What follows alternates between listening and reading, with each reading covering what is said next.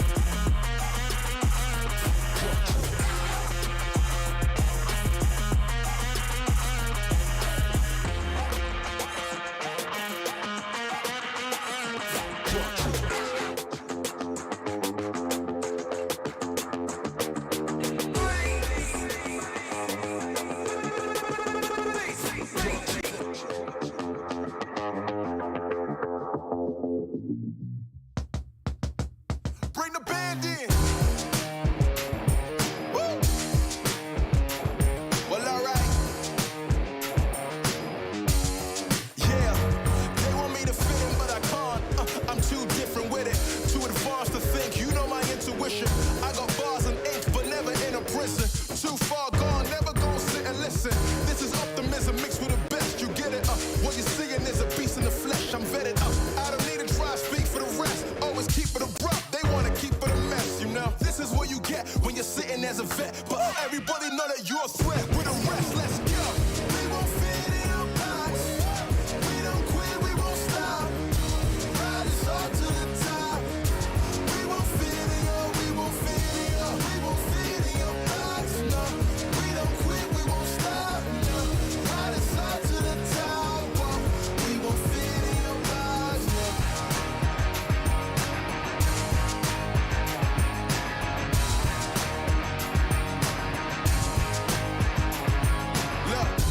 Tell you we don't fit in your box. Why you try to box me in? I got the key to unlock. I know the locksmith, optics. Speak of the lots, I'm eating lobster, chopsticks, freaking the boss. You know, I'll never fit in where I go at. Ooh, boss talk like I'm Boaz. Ooh, why fit in when you know you can stand out still? They remember you more when you hand out deals. Let's go. We won't fit in your box. We don't quit, we won't stop. Ride us all to the top. We won't fit in your, we won't fit in your, we won't fit in your box. No, we don't quit, we won't stop. No, ride us all to the top. Whoa. We won't fit in your box. No. Don't box me in. I do my own thing. Spirit is right within. I got my own way. Right is not within. Look at the way that I do my ops again. Oh, better let me loose. You know that I got the juice. Everything I got to do. Words that I speak out my mouth, I gotta move. Oh, oh, we can't fit in your box. We too cold to get low.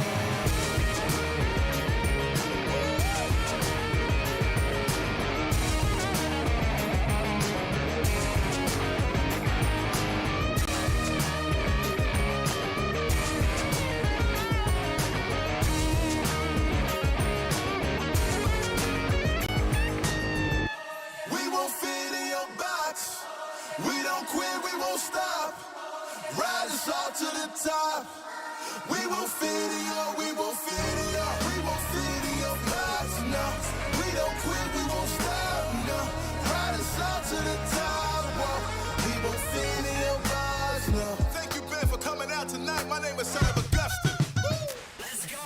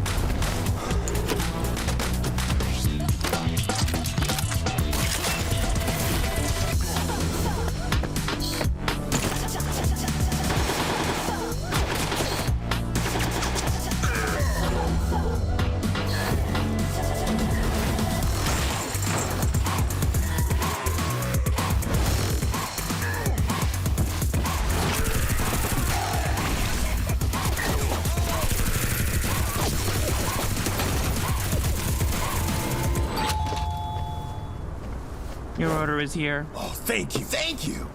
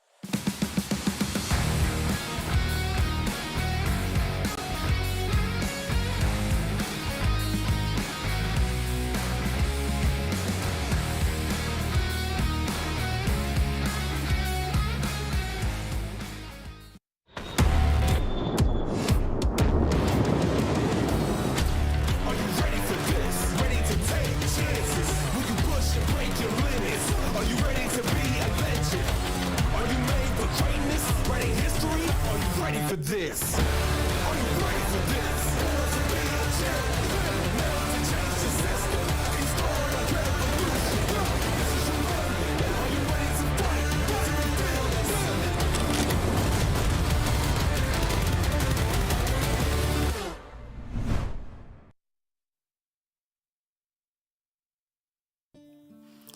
Hello, it's PMPL EU again, and it's the second day of the second week of stage 3. I'm Jeannie, joined on the desk by Max. Yeah, I like your outfit. Thank You you. were wearing this during rehearsals. What?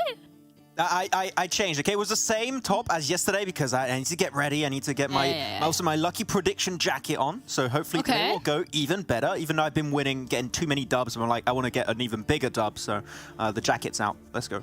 Okay, well, if you guys like the jacket, you might also like the memes, and they're on social media. So make sure you give it a follow on PUBG Mobile Esports Europe, TikTok, YouTube, Twitch, Facebook, Instagram, you name it, we got it. And Max is making sure that we are getting some memes as well as a giveaway.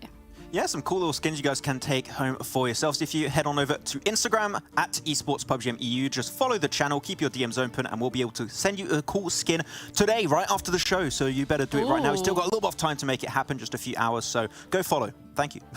Well, technically they can't take it home, but they can take it in game. I mean, it's in their phone, and their phone is in their home. So no. Yeah. Okay. Yeah. What if they go to school? They live there. They live in school. They don't leave school. They just stay there. Okay, fair enough. They can take the skins home. I see what you did there. We also have a survey. You can't take this one home, but you can let us know what you think about PMPL EU. Any feedback or anything you'd like to share with us, we would very highly appreciate that. Now, today is going to be another one of a great PMPL EU days because we once again have 5 maps. It's going to be a double iteration of Sanhok and Erangel with only one Miramar, which means that we're gonna have 2 games that are not gonna be too bloodbathy. Yeah, it's going to be the case. And I want to see that this is my prediction for the day, okay? My one call that I'm going to go for today. I want my Gladiators chicken dinner on Sanhok, okay? If it doesn't happen, it's a bad day. Okay, I'm having a bad day already. It's going to get even worse. Is it because you're on the desk with me? No, I wasn't going to go that far, but now that you say it, actually, that does make it worse. So, yeah. Yeah, I'm really sorry for your loss. We're going to have a look at the tournament overall. That one is actually doing quite well when we're looking at the likes of Major Pride. They have absolutely been killing it. 555 points in total. Nice. Very nice. I mean, they've been doing so well this entire tournament, right? But it's cool to see the top 3, despite them still getting themselves decent placement points and eliminations here and there. By the way, tied in terms of eliminations between Major Pride and MADBULLS, so that's interesting to look at. But we saw a little bit more presence, especially from Nexus Gaming. You excuse me, Sly's been a little bit silent recently, but teams are trying to play catch up towards that top 3 on the overall rankings of this tournament. And as we go a little bit lower, I know I've been saying this a lot this third phase, Janiro. I'm still waiting for my KONINA power pop-off day where they're just going to get, like, I don't know, 70, 80 points on the day, and they're just going to be like, oh, this was a great... Okay, that's maybe too much on a day, but you get the point. I want to see KONINA power get big wins, big Ws, and it might... Getting into the finals, there are, you know, very high importance on getting these points, on getting these chicken dinners, on getting these elims. And when we're looking at the likes of VIRTUS.PRO, they were towards the bottom of the table for the last 4, 5, 6 weeks. But then yesterday, they got the second chicken dinner of PMPL, and they're chilling there. They're moving up the ranks. I like how you said like the 4, 5, 6 weeks. You could say the entire tournament. You know, it's fine. Yeah. You're allowed to say that. I was like trying to do the maths on the fly. I need to stop doing that. I need to like learn from my mistakes and stop trying to calculate things on life because my maths is not good. But you know what is good? Tell me. The interview with Major Pride. Ah, true. It's an absolute banger. So let's have a look.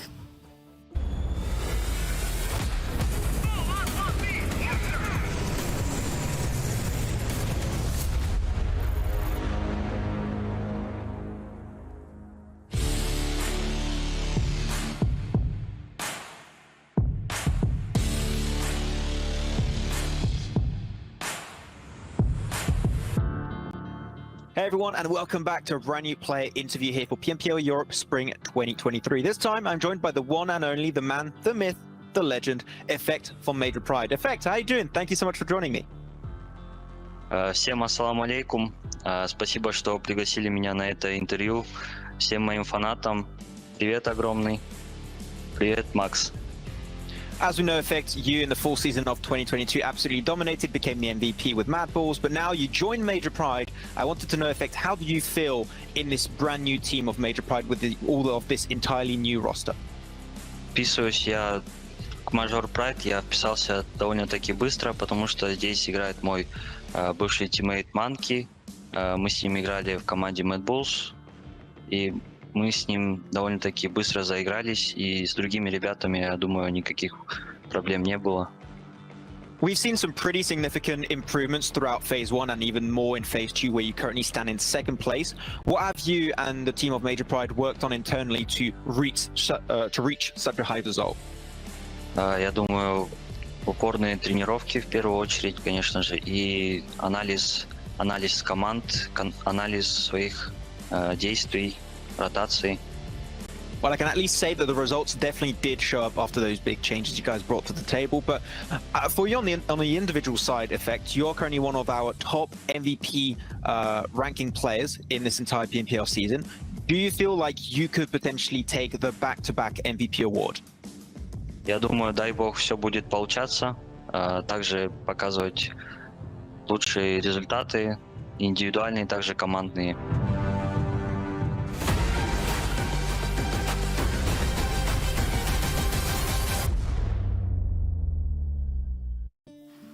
It's interesting to see a lot of expectations that Major Pride had for themselves, and they have been absolutely living up to them. And I can tell you're thinking about something. Maybe it's a joke. I'm just thinking back on when we recorded that interview, because one thing you don't see on that interview is actually Monkey was in the background because they were in the same room. And we had to re-record that interview so many times because Monkey just made Effect laugh the entire time. So it's good to see there's some good team fun happening entirely. But yeah, there's good fun times between Monkey and Effect, it seems. But also the good team fun synergy is transplaying also when we're looking at how they've been playing in game together as an collective format. So that's always a nice thing to see. But another team that we kind of want to highlight today is going to be Excuse Me, because they have not had the best run in Phase 1 and 2, but Phase 3, halfway through Phase 2, I would say, and then coming into Phase 3 as well, feels like they're a bit more comfortable with their playstyle. They're figuring it out a little bit more how they want to approach things, and it's allowing them to collect some pretty good points. I think comfortable is a word you could definitely use for them. I feel like you could also say they're a lot more confident and they're a lot more willing to go for fights that I think in Phase 1, Phase 2, they might not have gone for, but now they're like, okay, we got a good position, we can breach on, just full send it, and now they have that just fragging power to back it up, especially in two players in particular that I'm thinking at, which is going to be Black and Furia. Havlik has also had his really strong moments with Beck, but those are the two players that really come to mind. And Furia in particular, Janiro. I mean, yesterday, sure, they don't get that Miramar chicken dinner. It ends up going over to VIRTUS.PRO. But the fact that they cleared so efficiently all of the Eastern Edge here, this fight versus MADBULLS, instantly cleared it. Actually, they eliminated the entire MADBULLS squad, I think, twice yesterday, which is a team renowned for their strong team synergy and team fighting capabilities. So the fact they did it so easily was insane. But Furia's nades, as you're going to be seeing here onto Madness, and the entirety of DP after this has been absolutely on fire. So yeah, Furia, definitely one of the top players of yesterday. Outshadowed by the fact that, sure, 17 elims did go the way of Octavian, but if that didn't happen, I think Furia was the MVP of the day. Yeah, and when we're looking at Octavian or Nexus in general, it feels like, again, one of the teams that has really stepped up to the plate now that it's on a time crunch, because as we said it's very close to the finals, and if you're wondering how close, next week kind of close. So the time crunch is on, and the points need to be racked in, and Nexus has been stepping up to the occasion. They've gotten themselves a lot of improvement, especially yesterday, where you're going from an average elim of 4.58 to 7.25. That is a huge dub. They just started blasting. They started gaming. They started gaming, man, blasting at the same time. Look at that. Absolutely multitasking gods in this EU lobby. But yeah, I mean, the thing is, even the average eliminations before yesterday's matches of 4.58 is nothing to be sniffed at. It is still a really strong average, but the fact that they just get 1,500 damage average over the course of those 4 matches of yesterday and 7.25 average elims on the day is mental. And especially Octavian, that I said it during the rehearsal, and I almost want to say it back word for word. Octavian was the player that I was missing out the most in terms of him popping off and getting these big fragging moments, right? We saw moments from Doran, Kapahala. Exo Machina was one of the newcomers from this team that just did so well as a sub player, and when he's playing, he really has a huge impact. But Octavian was just like back at his 2021 standard almost, I would say, which I'm stoked to see, and I'm just hoping this will continue, because 17 elims, I think it's fair to say, Janiro, we're not expecting that to happen again. I'd love to be proven wrong, but 17 elims back-to-back in the day would be a bit shocking. But if he just gets like 6, 7, 8 elims on the day, I'll be like, okay, this is the Octavian I wanted to see at the start of the season, and I would be absolutely sold for NEXUS going potentially right in the championship. Yeah, NEXUS and the impact that Octavian has had on their standings yesterday was absolutely crucial. Those elim points do happen to go a long way, and we've seen it in the standings specifically when we're looking at NEXUS. They've been doing really well. They've been climbing consistency, and you're absolutely right. Maybe today is not a 17-day elim day, and the likelihood of that happening, you know, yesterday just being a hot streak, we're not expecting that today, but a couple of points, a couple of elims on the board from Octavian would be huge for the team, but also having all the other team members step up as equally from the side of NEXUS, because yes, maybe it was Octavian's show because of the amount of elims he got, but everybody was contributing in some way, shape, or form. And you know, when you add all those little bits together, it does make a huge difference. And one of the teams that has also done that yesterday, Max, was VIRTUS.PRO, because when we were looking at them throughout stage 1 and 2, it was very lackluster. I mean, 1.76 average elims throughout the entirety of phase 1, 2, and the beginning of phase 3 combined, which is a little bit of a peculiar situation to be in. Exactly. I mean, really, to put these points into perspective, as you said, on the left, those are all the stats for the entire tournament. And you got teams at the top that's got like 4, 5, 6 average eliminations over the entire event.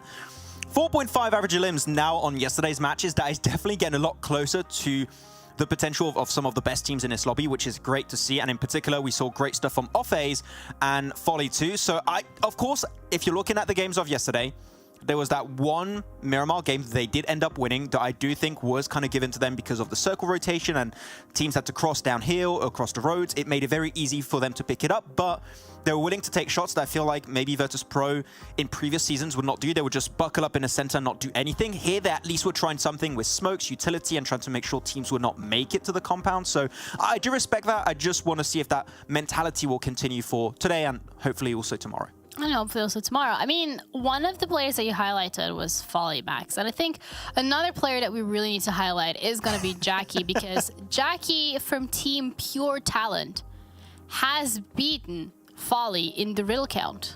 I gotta say, I respect Folly for getting 6 elims, 7 knocks. That's great, but does it really matter when your riddle count is of 1? And I gotta tell you, Jackie, one average riddle count on yesterday is great. How many are we going to have from him today? I don't know. Are we going to have 17 like Octavian? Are we gonna? I would like to have at least 2. I think that would be an average I would be happy with today. So riddle me this. How many riddles do we get? 2. Yeah. 2? I don't know. What if we get like 3? Would that make you wrong? MVP of the day. Yeah, it would be wrong, but it'd be MVP of the day. So I don't care about being wrong. If he's the MVP, he's the MVP. Yeah. Well, let's have a look at the best teams on Sanhok. Who can be the MVP there? Because we historically have a couple of teams that have consistently shown up on this map. We have your MP, your Major Pride, your Excuse Me, MADBULLS, KONINA Power, NEXUS. All of these teams historically have been performing very well on this map, which we have 2 iterations of today. Also, surprise, surprise, every single one of these teams is towards the top of that leaderboard. And that means that competition being fierce, elimination points as well as placement points are up for grabs. And we can see a very big change in the leaderboards today. The only team that's missing here for me is Gladiators, of course, when it comes to Sanhok stats. And that's why I said I want to see this Gladiators chicken dinner. Hopefully it's going to be happening today or tomorrow, depending on whenever they're playing them. But this is the team that I'm looking at. And I think it's not even their rotations being bad. I think sometimes they might be a little bit overconfident in their position. But I feel like teams have just leveled up this season so heavily when it came to Sanhok. I think teams in the past like saw Sanhok as this lesser map. It wasn't played as much as it is now. But now it's just a third of your map pool. So teams were just pretty much forced to improve so significantly on it, and the macro is a lot better. Teams are willing to take fights for better positions a lot more often. There's no more hot drops, so there's a lot more teams in those, well, got teams banned, but there's still a lot more teams in that late game moment. So I feel like it's not them being worse at the map. I think it's just like the lobby as a whole has leveled up so significantly that Gladiators are struggling to keep up. Yeah, and that leveling up has been consistent throughout phase 1 and 2. I think at the beginning of phase 1, when it came to Sanhok, we were like, hands in hair, like, oh, look at all these hot drops happening. But once we had a couple of iterations of Sanhok, that dropped out, and there were a couple of VODs available for these teams, they've really learned from their mistakes, and they've decided to come up with new strategies, and we've seen those being implemented. But the MUERTE, I think, also falls under the same kind of banner as Gladiators, where with the exponential improvements from every single team in the lobby, it kind of felt like they're now struggling to catch up because of the fact that they started off so strong, and they were the ones setting the pace. I'm actually happy you bring that up. I think that's an interesting topic because MUERTE, I think in the past, no matter what they were doing, if they were going for central positions or playing edge, typically they like to play edge and just sweeping teams away. I don't feel like the confidence is there anymore. So it's more than just like teams doing a lot better. I feel like they're just second guessing themselves from time to time. Like, oh, the teams are just so much better at taking these fights. You can take Excuse Me as an example, same for Nexus Gaming. So I feel like they're just taking the more passive approach because they know chances are if they take a fight, it's going to be a lot rougher. But we know what this team can do, right? Especially Malloy and Discrim. So I would like to see that confidence come back and see them initiating breaches, initiating these big sweeping edge plays that we saw in Phase 1. It's just not been the case as much anymore. But I feel like if they go for that playstyle, I still feel like it will work. Maybe not as often, but they're still highly talented, aggressive team that I'd like to see just popping off, getting big fragging games. Well, you might get your wish, you might not. But first of all, thank you, Monster, for making it possible to go through all 5 maps. We're going to be heading on to our first map of today. It's going to be Sanhok with Blank and Jackie. Oh, hell yeah. Look at us, the Flamingo boys. It's a bit of a flamboyance on the show today. Blank, I'm excited, mate. It's good to be back in. Yesterday, day 1 was a real treat. We had some great results, and we get to do it all over again.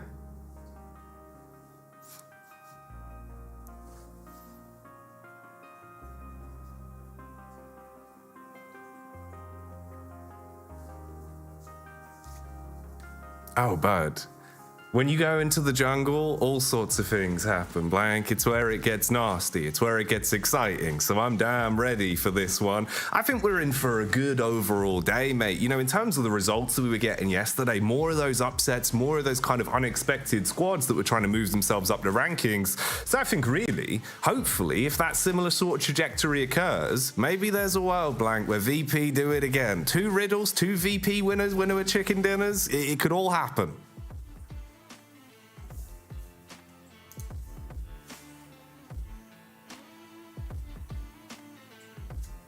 Yeah, we can have a quick look, see if we're going to be really developing into potentially any early fights that could come through off the back of the flight path, as we'll see where this one takes us. For now, Blank will sort himself out, and then he'll be back in to join us with the action. And whilst we've got a second for this, I can pose one to the room as well. Here's a quick riddle for you, just because I knew Max wanted me to bump up the average of course of today's show. So this is one for the viewers and the other talent. What room do ghosts avoid? Answers on a postcard with that one. I'll come back with the answer in a little bit, as finally we've got some of the drops coming in and we can see where exactly this is going to take us. I think based off yesterday's games as well, there was a couple of key takeaways for me. One of them was how good Nexus looked. They doubled their elimination average from the first to the 3rd day of play and were able to really step up with some good results. Also, I've just noticed in the Discord with the other talent, John Allen himself might not be on the show, but he has still got the answer to the riddle right. It was indeed the living room, being the room that ghosts avoid. So there you go. That's your first riddle for the day. Congratulations, John. Are you back in the building, Blank? I think I am back in the building there. The slight problem earlier on, Kat just kicked off all of the audio equipment. I plugged it back in. But that's not apparently solved it. So we had to go in, adjust some little settings here and there, but that's fine. That's a lot of what these teams have been doing yesterday, trying to ensure that things are working, switching things up. Hopefully it's not the cat that's kicking the phone out of the hand, but more a case just these mistakes getting smoothed over as we head through. I like that. Riddles start things off. Living room already blasted out. John not on the broadcast, but killing it with the riddles already. That's fine. And perfect moment for it. Oh yeah, man, it was good. Good timing on that one. So well done all round. High fives in unison. And we can actually get our first game underway, Blank. This is a treat, bud. I'm strapped in. After yesterday's affair, there's a few teams that have really kind of won over a bit of passion from me. So we'll build into that narrative as it goes. Yeah, I'm not going to lay all my cards down straight away. Keep some of them hidden. That's not acceptable. You can't go out and like tell us that some of these teams have impressed you and then just withhold that information off the get-go. But that's fine. We do have 5 maps today, so I'm sure you'll feed us little tidbits, little nuggets, little sprinkles, you know, little bits and bobs. But you'll be in the know. That's true. Yeah. I mean, I'm not right now, but eventually you will be. You will be. I will be. This is the future prediction coming through from Jackie of knowledge of teams that has impressed him that will be imparted to you later on, I imagine. Nexus over towards that north side in Cow. Did really great on that game yesterday, Jackie, but this is a slightly different game that we're seeing here, heading over towards that northwest island on the circle, which Gladiators have kind of, and I will keep using this phrase for them because it does feel like it, they have fumbled the ball over on that side of the map. This is typically a position where we hope that they will do very, very well on it, but do struggle. VIRTUS.PRO, though, off Hayes straight into the water, in the buggy. He's not getting out. He knows he's doomed. Yeah, it's all going a little bit topsy-turvy here. Maybe Max saying that Avalanche could start to come back a little bit today could be a statement that will actually come true. As already here, they do find their way through VP that were flying to new heights yesterday, I think it's fair to say. They picked up their second chicken dinner ever. And now, of course, they've just been absolutely battered in the opening moments. Weren't prepared for the Avalanche. So a lot of snow falls on top of them, and it's basically left it down to one man, really. I mean, Off Hayes is on his last legs in terms of HP, and you are just being absolutely surrounded. It really is just singly all on his lonesome, trapped on his Todd, and eventually found.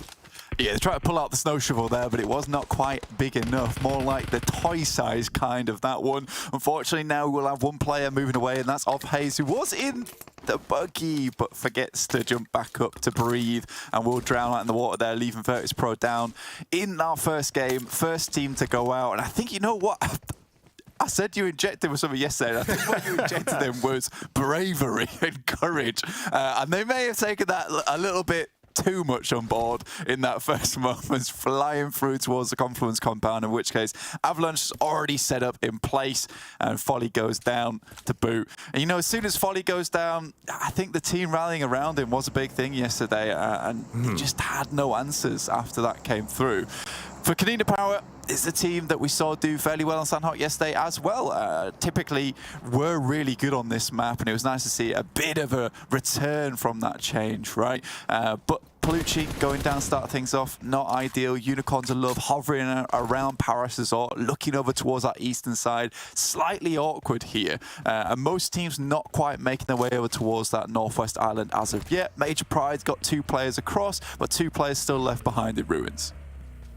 And the thing is, for Unicorns of Love as well, I'd hope that today we get a bit of a better showing from them, just in terms of the individual, right? Because obviously, been a bit of time now, still haven't had any chicken dinners, and your belly's got to be rumbling. You've got to be hungry, you've got to be thinking, man, look, some chicken right now, really sort me out a bit. So hopefully they can sort of build off the back of a slow start into this one, and maybe show us a little bit more of a reason to root for the Unicorns of Love roster. Because they did have some plays that were somewhat impressive yesterday. It felt like closing for them is kind of where the comms maybe go a bit hectic. It felt like that team play breaks down, Blank, whenever they're sort of trapped. Any involvement around a third party, it feels like it's just a bit too much. They're somewhat overwhelmed and the comms go out the window. But you never know. New day, new you. That's how you got to live it, Blank, day to day.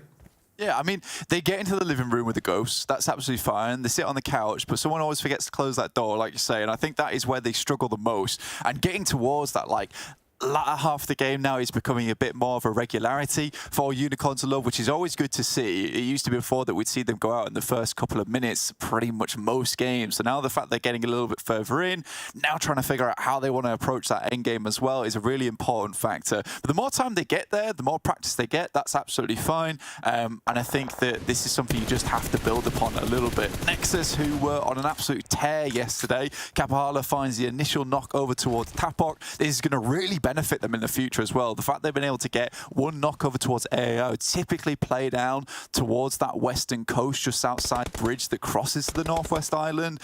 This is going to open space up a bit, because not only do they have to deal with AAR, they also have to deal with Shockwave off towards Hattin. Kapahala going down though as the frontline member, not ideal, but I don't think there's any players here really to back the rest of AAR up on this knock. No, lucky for Octavian, because he can quickly speed over and at least get the res back up to have his teammate alive and kicking, because it could have got a bit awkward. You were looking for in the setup that AAR actually had. You had the elevated peak, so the second you would have gone for a hard commit if Nexus tried to first on the down player, it could have got risky, but eagar, with a fast swing, actually tries to play off the back of the timing here, pushes up, and they're cleaning up onto Nexus. A lot of damage done. Equal trade so far in terms of the knocks, but it's looking a whole lot better for AAR as Nexus fall from being able to revive both players and keep themselves in close nick to basically just bailing out and realizing your team are dead weight at this point. Yeah, Becca and Elementrix, they're moving in quite quickly. That really does remind me a lot of how AAR have played in the past as well, which is, you know, for Nexus, I think they got that false sense of confidence that they could go for this knock, they'd got them down, then they can go for the full res, get everyone back up on their feet. But AAR are very, very fast to try and turn the tides on these engagements. And for Nexus, I think they had more time than realistically had versus this team. So AAR, I think they actually maintain all 4 players, which is really insane. In the meantime, that circle heading further down towards that southwest side. Gladiators get out from that island, that mountain as quickly as possible, move down towards Camp Alpha. I like this move. They suffered to KONINA power before on this kind of rotation, Jackie, where there was still a player out in the wings. And this time around, Gladiators really looking to put some pressure on the map and instead going for this almost hesitant, not quite sure what I want to buy at the shop vibe. They're going to go straight in. They've got a list with them. They're picking up Camp Alpha, and that's where they're going to hold out SHOCKWAVE. So this is a nice change of pace, in my opinion, from Gladiators. No, definitely a lot better. I think it bodes well. Sticking with the AAR POV here as well, it's interesting that obviously the only remaining player for Nexus backed off basically does just really have to try and play that rat game now, keep himself low to the ground, keep his nose clean if he wants to potentially find a couple of frags towards the end of this one, try and play for the chip damage. But they're somewhat trapped in terms of the position. Do like this, getting a quick glimpse of where the Excuse Me boys are up to as well. They were another team that was looking quite impressive yesterday, but let's hone in on this utility play for now. Nade in through the window, ooh, that's a massive knock, okay. And he's already fast on his heels to turn as well. Spots out the other players behind him from DP and moves up to get the heal off. Where's he going with this? This is ridiculous. This is 2 teams that fight at the same time. DP's taken, knocks Tapok all on his lonesome. KONINA Power, Dark Project just cannot handle AAR right now. We said they were looking like they really wanted to go back to basics and play the scrappy game, and right now they are slaying. I mean, KONINA Power out in 12th already. The aggression is on true display for our opening matchup of the day here on Sanhok. And DP in a bit of a risky spot as well. I mean, you've got 2 players left, 1 knocked down on the ground. That's going to be Wait that's in a horrendous spot, just having bullets fired down upon him. Good read as well. Tapok, he knows there's a player in the back, so he can try and use that hill, get a bit of cover from the geometry, move back in with his squad, and all 4 of them are still completely tanked up, alive and kicking. Yeah, this is a crazy performance coming through from AAR versus Nexus onto KONINA Power, backs off Dark Project in the process. I mean, that's just individual-based gameplay right there. Elementrix, Tapok, both very, very good. You know, Becca had been kind of on that backside in terms of performance, in my opinion, but he has started to really bring things up massively. But it's EXO on the bridge, actually taking down 2 of AAR here. This is ridiculous. You could see it from the mini-map. He was trying to play the bridge, knew that he had a choke point angle to work off. As soon as they must have been driving towards him in a vehicle, he's popped out, found not only the opener into Aces, but the follow-up on Beaker as well, has the utility to burn, so he can dash the Molotov in to try and first onto the down players. And this is really good. I mean, considering Nexus were left to 1 man kind of off what? The first couple minutes of the opening here, when really everyone had finally had a bit of loot to play with. You've now divided this push, split up AAR that were looking in pole position really into the game. They were hitting their shots. They looked good in terms of the loot that they were being able to stack as well. And now they've got to fight back from this and take a lot of time to heal, debate whether or not they can even go for the res. That doesn't look likely. Not much HP left on it. And this was the play. This is what we were looking at here when we were on the map POV. Man really did just hit them with a surprise. Yeah, you have to be really confident to make that kind of play as well, because usually, like you said, he had to play that survival game, right? Keep himself out of dodge, but instead he's like, you know what? Elims are so important in this new format, and honestly, I'm probably not going to get a high placing off the back of this one. Moving through Hattin, through Camp Alpha is going to be an absolute nightmare. So why don't I just try and hold the bridge solo to myself and pick up some eliminations for myself? Because, you know, if he gets a couple more, he's essentially hitting himself for a 4th place finish in terms of those placement points. And I don't think Nexus is going to be too unhappy about that in terms of a salvageable game. In the meantime, AR, again, they got a lot of eliminations off the back of this one. I don't know how much further they'll be able to go. Shockwave, they spot this rotation coming through from Dagestan. The rotation not quite working out, as Shockwave has a really good read on this. Dagestan's only boon being the fact that if they play close towards the cliff, it's such an awkward angle to shoot directly beneath you, and you can't really get the line of sight. So they've avoided somewhat the barrage of nades and tried to play a little bit more with the timing on a rotate to see if they can get out of dodge. It did look like Shockwave basically were going to be shooting fish in a barrel, but they still know exactly where Dagestan are. Reposition to try and play with a better spot here. You can just peek out and fire hell down upon them now. Really, for Dagestan, you are just trapped, waiting for the inevitable. I'll be surprised if they can make it to land. I like this play from Snoix. He understands, you know, because they're outside the blue still, outside the circle itself, he can make this aggressive rotation very quickly to get a better eyes on over towards Dagestan. Clearing them out is pretty much a big priority right now because they have the majority of this northwest side all cleared for themselves. You don't really want to have those players in the back causing you problems. In the meantime, Avalanche, Alicio, who used to be one of these MVPs from a long, long while ago, stepping up in a big way at the moment. 600 damage already found. Unicorns of Love struggling to make their way across. 2 players head on to the other side. In the meantime, we got Shockwave here who are really ruining Dagestan. Aza, though, gives Snoix the beep, says, you know what, bud, it's time to move. And they can just edge guard around the circle, basically, as they start to move in. They're going to be in a good angle still, whereas things do not get any easier for Dagestan. And they know this. Hopefully they've got a few things in the back pockets to try and top themselves back up, if they can even get onto land. Meanwhile, let's flick over and see what's going on here. Excuse me, again, trying to command respect on our screens, as they're able to find a couple of pickups onto the Unicorns of Love. Shockwave continue on in their bout versus the Dagestan lads as well, and keep them in close, Nick. And really, for Zero, I mean, he's in a bit of a prime position here. He's tried to back off. Havlik was debating whether or not he wants to engage with the utility. Zero takes the pace instead, pushes out through the building, and looks to try and get away, it seems. A little bit paranoid about the flank towards the back, and there is a close grouping going on. Actually just charges back in, finds Havlik. Okay, that's one play from Zero. Not bad at all.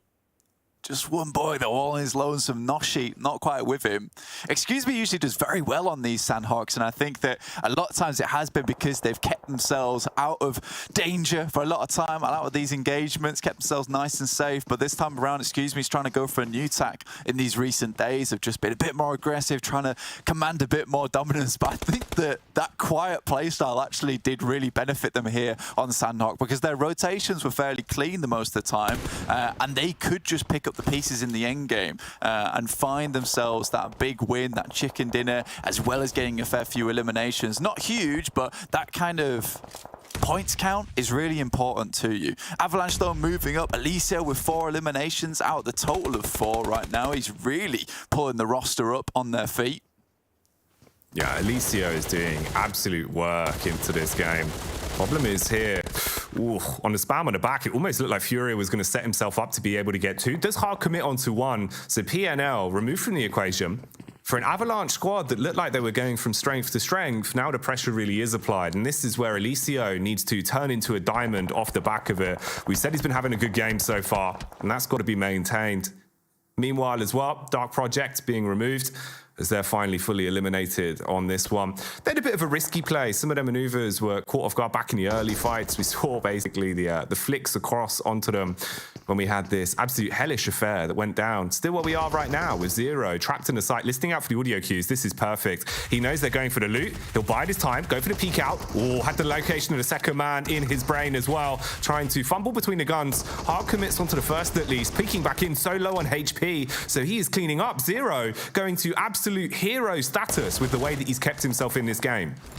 Yeah, crunched Avalanche out of a really hard spot. Excuse me, takes advantage of this one. Black moves in with the DBS. Will clean up Zero, but he's done a fantastic job to keep his team in this one. Circle moves down towards that south side. Sly Europe with their 3 players in that compound. Looking real strong right now, but Major Pride definitely have a chance to move across to a better compound, but they have lost 1 player in the process, which means that they are delayed. Luckily, Yen gets a shot back over towards Shockwave, give him a bit more time to reassess this scenario, figure out what that next rotational path is, but excuse me, he's doing a fantastic job to keep these teams down towards the south side at bay. Furia has been really on point behind this little bit of hard cover, making sure that no one passes through, taking the moments to crunch in and go for these actual pushes. Overall, it's been very, very smart moves coming through from Excuse Me, and that's what you like to see. It is. I think they also seem to perform better in the chaos. It feels like the comms are always really on point in terms of the way they play for one another as well. Like you were saying, Furia, very content to take those aggressive angles, but know when enough is enough and back off to play with the rest of the team. Do you like this, though? The interesting angle being utilized here. Belly on the ground for Jay, seeing if he can spot the feet underneath the bottom of the geometry here. But they've already backed off. Fury and Black have decided to double back, link up with Beck, and play the numbers game. Talking of the numbers game as well, Nexus, for so long, Blank, it's just been one solo endeavor, and he's still alive and kicking. You know what? That's a great point. I didn't even spot it up there on the northeast side. Nexus is still kicking with Exo Machina, who got those eliminations over towards that western bridge. And now in these final circles, what a game from them. In the meantime, Major Pride doing a fantastic job versus Shockwave at the moment, finding a lot of them. They had a good actual approach into this circle. You know, I was hesitant to predict Major Pride, but I feel like they've burned me so many times, but I just have to have faith. I have to continue having faith. And here we go. Major Pride starting to pop off in a big way. Oh yeah, this should be a shooting gallery. An effect has played for a whole load of bullets, spams his way down onto a few. Quick trade back from the Gladiators as well, though, as they are always good for a clash. Know how to use their steel in situations like this. And these next few minutes are really going to be quite intense. You can see with the grouping, so many potentials for these third-party fights to go down. For Gladiators as well, you've still got 3 players alive, and you're trying to work off the back of this. Sly Europe finally getting a bit of spotlight as well. They played a slow game here, but they catch contact on the rotation. And know that Excuse Me are trying to move out. He's waited for Beck as well. Crosshair hovering in just the right angle, tries to chicane Rain the back of the rock to keep him guessing. We'll see if he can actually lock it down there. He will. Seems like Tapok was able to get the nade off onto not only 1 man, but 2. So it all goes wrong for Excuse Me. Similar sort of story as well for Shockwave as they're silenced at the end of this one. Yeah, we've got a couple of good solos in this game. We had Exo from Nexus who finally went down, but Tapok still moving strong for ARR, getting a lot of points for himself. We know how good this guy is as a solo. I think Major Pride needs to start now considering how to utilize this high ground more effectively and get up towards some of that bit cover. You can see Monkey on the right side of your screen. He's already headed up to the top side of this cliff, and I think hanging around this area for Major Pride outside the circle is becoming a bit more of a detriment towards them. Nomi's been left behind as this solo. Meku, not sure whether he's aware of this, thinks the rest of Major Pride has backed off this position. This is quite smart. We'll have to invest the first aid kit though. Can he get back into the circle? We'll have to instantly go for the shots towards Kitsune and Meku. But it's a bit of a mistake. Losing a player right now when you had 4 towards the end game and sacrificing Nomi for maybe a backstab is pretty crazy. Yeah, this is a risky maneuver. We'll see if it pays off. I mean, he's finally got the second heal in, so he's ready to go for the fight now. Ticking away. Oh, bit of a trade as the bullets will connect with one another. And that's the zone moving in to shut down the sequence as well. In terms of the setup, Sly Europe actually in a good position. They've got control of the compound. Oh, yeah. Man, all right. You see this as well. The lurk coming in from Tapok in the back. I know we're focusing on a fight that's going on the front side with Major Pride trying to stay alive on this. But there's some potential for some absolute shenanigans in the dying moments of this one, Blank. Yeah, Circle is really coming fast on this side as well as it moves hard up towards our north. Monkey is down on the ground. Nice nade from Effect will do a lot of damage up towards that top side, but opens himself up for a spray. Does not expect Matic to still be out in the blue at this point in time. Major Pride now down to just 2 players with a couple of strange plays coming through. Effect out. Gladiators finally finished off there by Sly Europe inside of their compound. Tapok might be looking for a little bit more. A lot of damage towards Major Pride's way. Look at that. Sashipa finds Yen. Just Monkey left alive. He's outside in the blue. Tries to heal up. Doubtful he'll be able to get out of this smoke. And there's still Tapok off towards that east. And this feels like this is the opportunity where he needs to reveal himself, really. You know, they're locked in the fight against Major Pride. Their attention's focused on that. The more numbers that are removed from Major Pride, the harder it's going to get for Tapok to really steal out any chip damage without instantly being focused on by all three of the remaining Sly Europe players that right now have this game in the palm of their hand, looking like they're licking their lips at the prospect of having that chicken dinner to dine on for Tapok. Can he keep this story going for AAR? They had a great start into the game and it was just him left from the beginning. And it looks like, unfortunately, the story will end here. Takes himself out of commission. The Sly Europe do lock that one down and pick up the chicken dinner. Fair play, man. Good use of the rotate. They got that compound early, Blank. Yeah, dude. I mean, they made a long rotate as well, from cave side all the way up there. Not an easy rotation for them, but definitely made it slightly easier by the fact that MADBULLS weren't in ruins in the first place, so Major Pride was able to slink on by quite quickly. But it was funny, we all predicted everyone but Sly Europe being in that central compound. It's a good position to be in. They had 3 players. We were like, a bit worried about that. There's quite a few strong teams inside this lobby, but Sly Europe really pull it off and kind of shows that we should have a bit more confidence in them because they can still pull off these final games. But yeah, a lot of interesting stuff happening there. EXO with their solo, Tapok with their solo too. But Major Pride, I think that they made some weird mistakes that we don't often see from them. And I think leaving Nomi out on that edge, it wasn't necessary. Yeah, a bit of a risky maneuver, didn't pay off in the end. So Sly Europe steal the win. And 2 people that are sly, like the Fox, that will use their wise wit, are the team over on the analyst desk. So let's head back and break this one down. Break this one down, we shall try indeed. Max, I just want to say before we jump into things, LCO had a good game. I was a believer. We were believers, but unfortunately it didn't really plan out that way. But I think that kind of speaks volumes to what you were expecting to see. You want to see Gladiators, you want to see Elisa step up to the plate, and it felt like you kind of got your wishes. Yeah, I thought we were going to talk about how dripped out Jackie and Blank actually were there. Those are some great shirts. But yeah, we saw Eliseo actually get himself some decent points. I think he reached a 600 damage bar at one point this game, which is great to see. He's waking up, hopefully not for a single game. And Gladiators did make it pretty far. There's a few mistakes that I think that Jackie and Blank did mention that we'll have to break down. But ARR, 11 elims on the game. Like, they were sweeping before trying to cross over until Janiro, they met with Exo Machina. He was the solo man, bridge camping that bridge. I don't know how it worked out, but they just had no clue he was there, and they just got completely wrecked. I think that if he's not there, maybe right now we'll be seeing an ARR at least podium finish because they were sweeping there.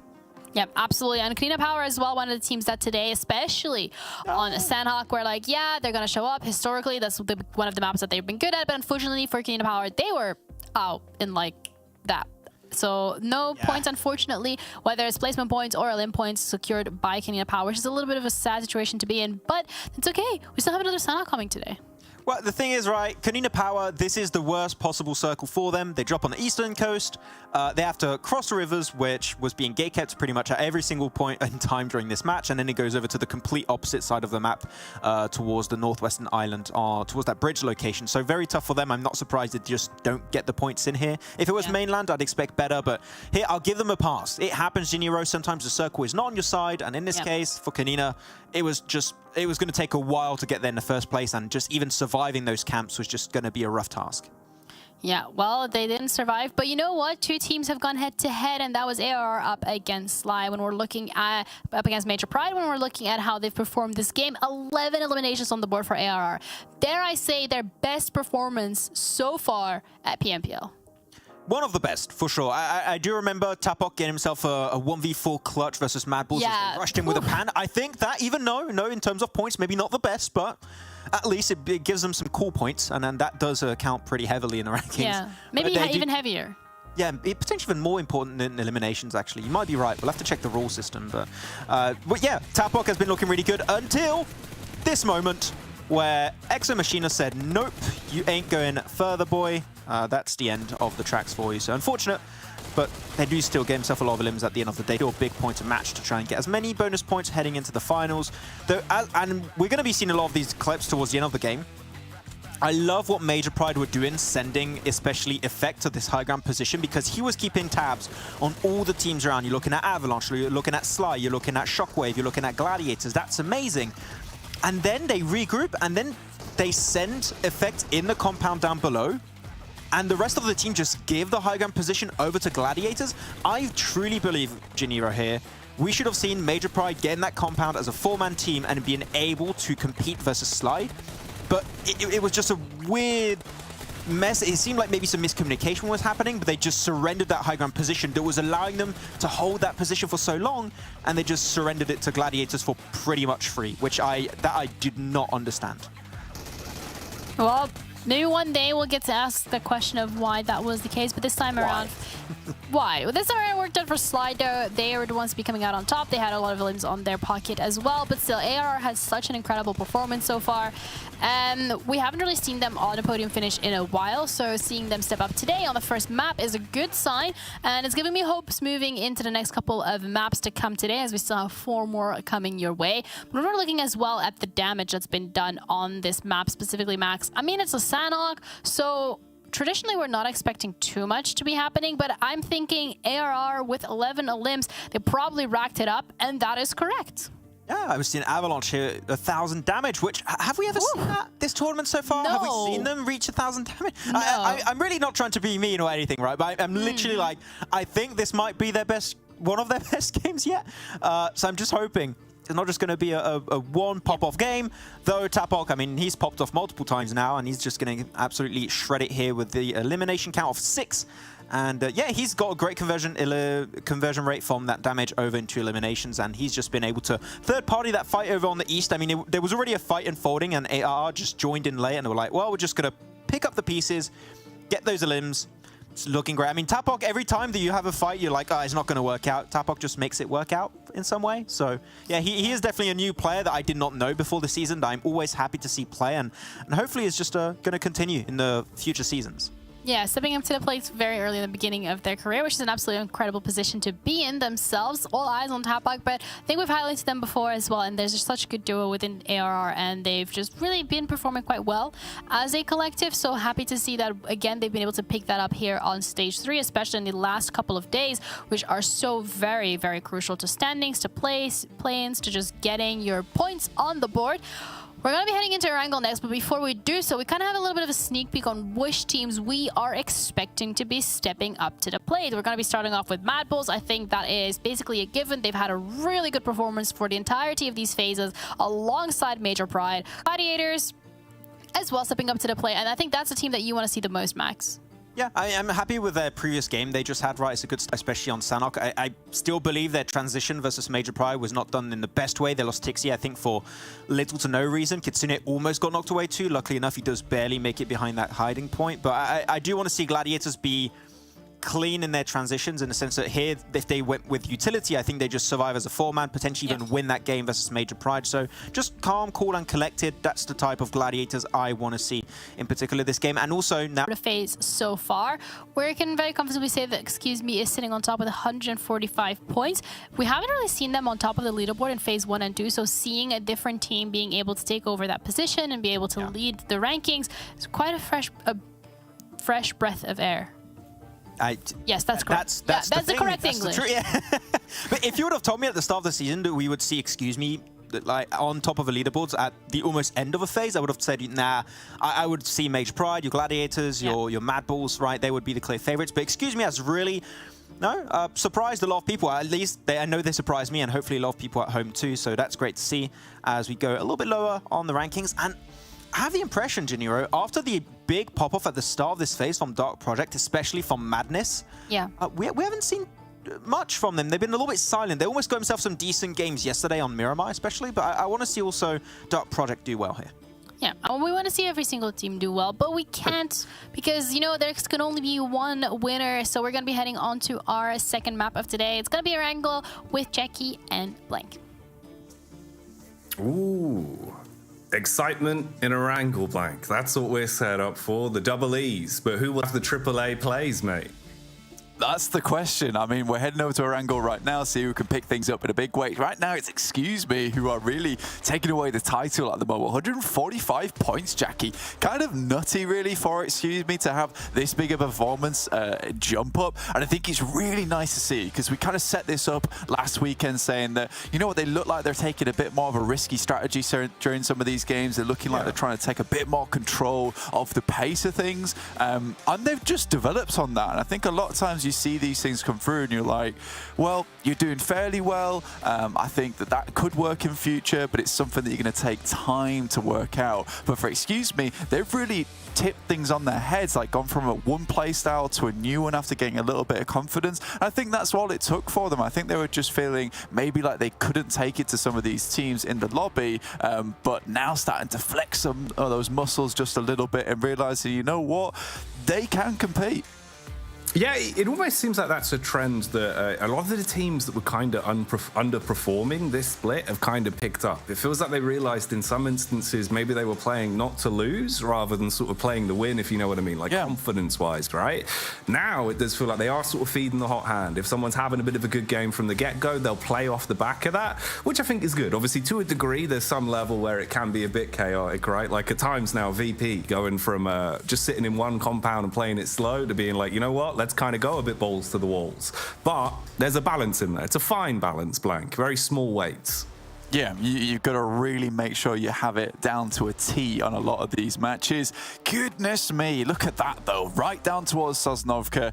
Major Pride is going to be massively happy with this one. They already have 2 spots on this area that they're already holding. Nexus, who are heading towards Milter Power, might take things just a little bit shorter here, drop towards Milter instead, and make that rotation downwards. Making this rotation quickly is quite important, specifically with the fact that there's a lot of compounds around this area, which are very, very useful to have. You could even head up towards this position here, which is very, very nice. You know, heading up towards the watchtower itself, getting a nice bit of high ground to play around with there, Jackie, is going to be good in the early game. But you can already start seeing these teams posturing for effect here on the sides, waiting to make their way down towards Sosnovka. And that's where those 2 bridges are going to become incredibly impactful choke points, really. You can control so much of the flow of the game, and it already seems like Unicorns of Love having not too much love, as it's Excuse Me that start things off with the initial knock. We were talking about them looking good. Now, I'll throw one of my tidbits in, Blank. This is one of the teams that won a little bit of love from me yesterday. Yeah, I've sprinkled it in, the first nugget. I think Excuse Me were really fun to watch. I like the way individually they kind of work around one another. I think a lot of props to Fury as well, right? Even again today, we're seeing that individually, he knows when he can take a good bout, when he feels like positionally he has the advantage, and he just works off the back of that a lot. Always seems to be distributing chip damage to set up some of the other fraggers in this team. Black, another one that's looked pretty damn good for me. So I just think they're a fun team to watch, mate. Hopefully we get a lot more from Excuse Me in the coming days, as they're looking like they're ready to show us they got the muscle. Absolutely, but I love that as well, because I think that you brought up a point that I was about to just like leap on top of, because you were saying that like Fury has really done well, and I 100% agree with that. But then you went to say that he's supporting those fraggers in the team, which is the case. Like Black here and Havlik, both very, very strong fraggers, but it does feel like the more we watch them, it's quite evident that, you know what, it's actually Fury is setting a lot of this up for them. You've got those VIPs on the team of Black and Havlik, and you've got that really good bodyguard of Fury who waits on the sidelines. Yes, he's not getting a lot of these clips, not a lot of these eliminations either, but if it wasn't for him, you wouldn't see that type of performance coming through. And that's kind of something that, you know, last season, if you're watching there, MADBULLS certainly had that similar kind of vibe where, you know, Zerich, who's currently still on MADBULLS, and Effect and Monkey, who are now on Major Pride, they were set up by Zerich so many times. He plays this incredible off angle for the team, and is able to protect them from a lot of these sight lines and open up more of the game to them so they can just pop off. And it's a really vital role. It's one that doesn't get a lot of love a lot of times. So you know what? We have to really do praise Fury here, because he's pulling up that role very nicely. A lot of these teams now making their way down into Sosnovka itself. Tixie's having one hell of a weekend at the moment, though. I don't know if you caught over towards those eliminations, the max eliminations in this game, in this phase. You know, Tixie sat on 36, and even though Octavian had that unreal day yesterday, he's still able to pull things up in a big, big way for the team. So Gladiators have to be really proud of their lad. One of the younger players in the team, but certainly one of the players that's had the most development, the most improvement. A bit of a wild dog in the early days, but is now more of this bloodhound, this well-disciplined member of the team that is hunting down players and allowing Gladiators to get into some of these spots they wouldn't necessarily be able to find. I think it's nice. It sets the stage as well, especially in terms of kind of the individual personality that we're seeing really reflected over the past couple days of play.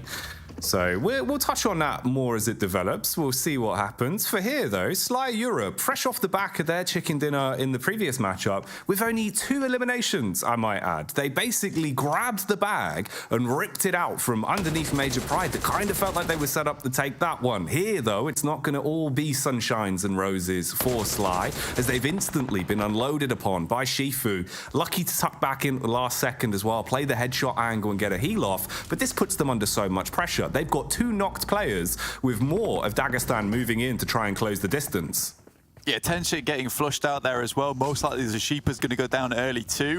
So Dagestan find themselves in a really good spot. Set up by Shifu. Mandarin has to go for the trade here, but versus 2 on 2 different angles. They're behind the wall and in front. It's really difficult to deal with. Reflect pulls out the nade, but not before he takes a huge amount of damage. And I think it's all but over for Sly here.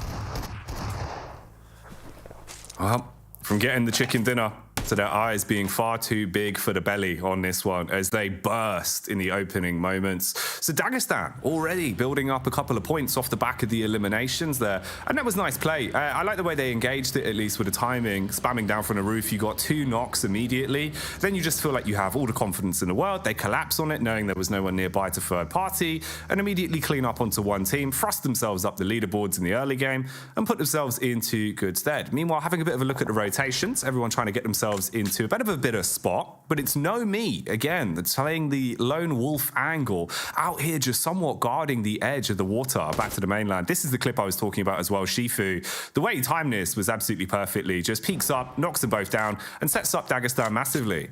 Yeah, even looking over towards that building, that compound, that 2-story, that is quite the biggest threat really in that area where teams like to play on top of the rooftop. So he was immediately looking for the next angle. I like that about Shifu, constantly on his toes there for the team.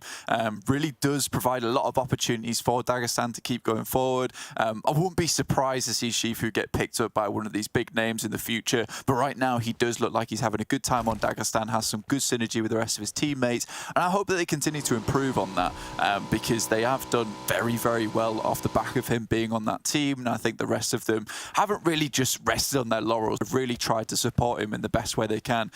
MUERTE move up towards this coastal side. Major Pride did have 2 players looking down that way. You saw Nomi before that you were mentioning. MUERTE make this rotation quite frequently actually down from Mill to Power on that coastal side. Take a boat and maybe move down here. It's a very awkward rotation to make, and MUERTE know this more than anyone. Moving from Lepovka, grabbing those vehicles and making it happen. Sometimes a little bit too late into these games towards Nova Repnoya, in which case the circle's much smaller and allows Major Pride or other teams in this area to take much more time to hold them out. But for Major Pride, I think they realize that, you know, they can't spend so much time towards Nova Repnoya when there's that big mountainside in front of them towards the western side. It doesn't allow them to have too much sight lines. They need more information on the game. Remember, they were the first team in Sosnovka right at the start, and it feels like teams like KONINA Power, who currently have the airstrip and C block to themselves, as well as NEXUS, who's currently made that rotation we were talking about earlier, over towards that northern portion, towards where all those nice compounds are. Major Pride really haven't found a huge amount of space to call their own.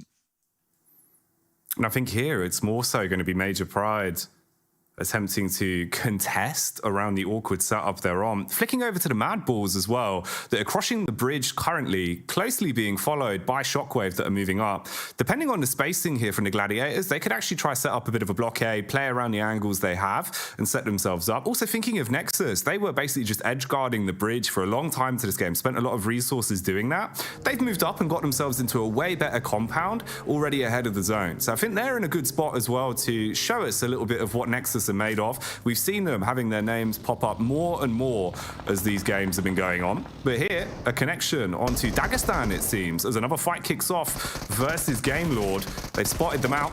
Zadia looking for the trade back as well, playing around the awkward geometry with a car, and he's being spammed on, but they link up to at least be able to shut down that man. And you should be able to recover this.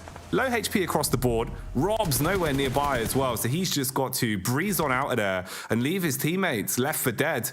And hopefully come back for blood a little bit later on in the solo game. But that's all he can do. The rest of his squad is going down hard. Dagestan, not to be messed with today, it seems. Yeah, I mean, the sequels here for Gamelord on their actual engagements, on their fights between these days, have had something very similar about them, right? And I think that, you know, that's always a good thing when you're looking at a sequel. You want to be given some of the same thing, but not quite here because it's just not hitting the same ratings that we would like to see, Jackie. I think for Gamelord, this coordination on these pushes is certainly leaving something to be desired for. I think a lot of times that each of these players are very strong in their own right, but we will see a player be left behind, player not get stuck in on the engagement when it feels like you need to go straight in for it. You need a very, very confident fight where everyone's in a death ball. And I think there, once again, you saw that Dagestan are the ones to find the better half of that engagement just because they were playing alongside one another. Even when Narvalo looked like he had the better of those two players, and he was, to be honest, he should have won each one of those 1v1s. He's a very, very strong player, but it's a case of one of them backs off when he hits 10% HP, the other one moves in, drops down 10% HP, but gets the knock, and there's no follow-up from Gamelord. There's no support. So I think for Dagestan, that just shows that teamwork coming into play for them, and they're really living it large on that northeastern side.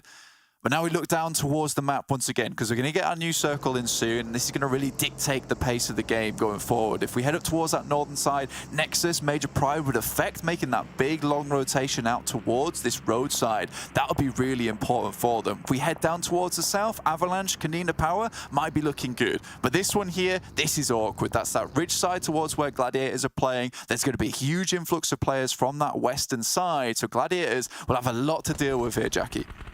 They will indeed, but for KONINA Power, things could also be mounting. The pressure could be rising as they're close. Looking at the setup here of Avalanche rotating in, there's a bit of a timing opportunity for things to really go wrong quite quickly, depending on who gets contact first. Seems like the pin's already been pulled, so Alicio is aware of what's going on, comms that across the rest of the team, so they try and put themselves into somewhat better angles to play with. KONINA Power very spread out, though. They're using the geometry here around the compound. You've got low ground, you've got high ground. They can peek off each other's contact.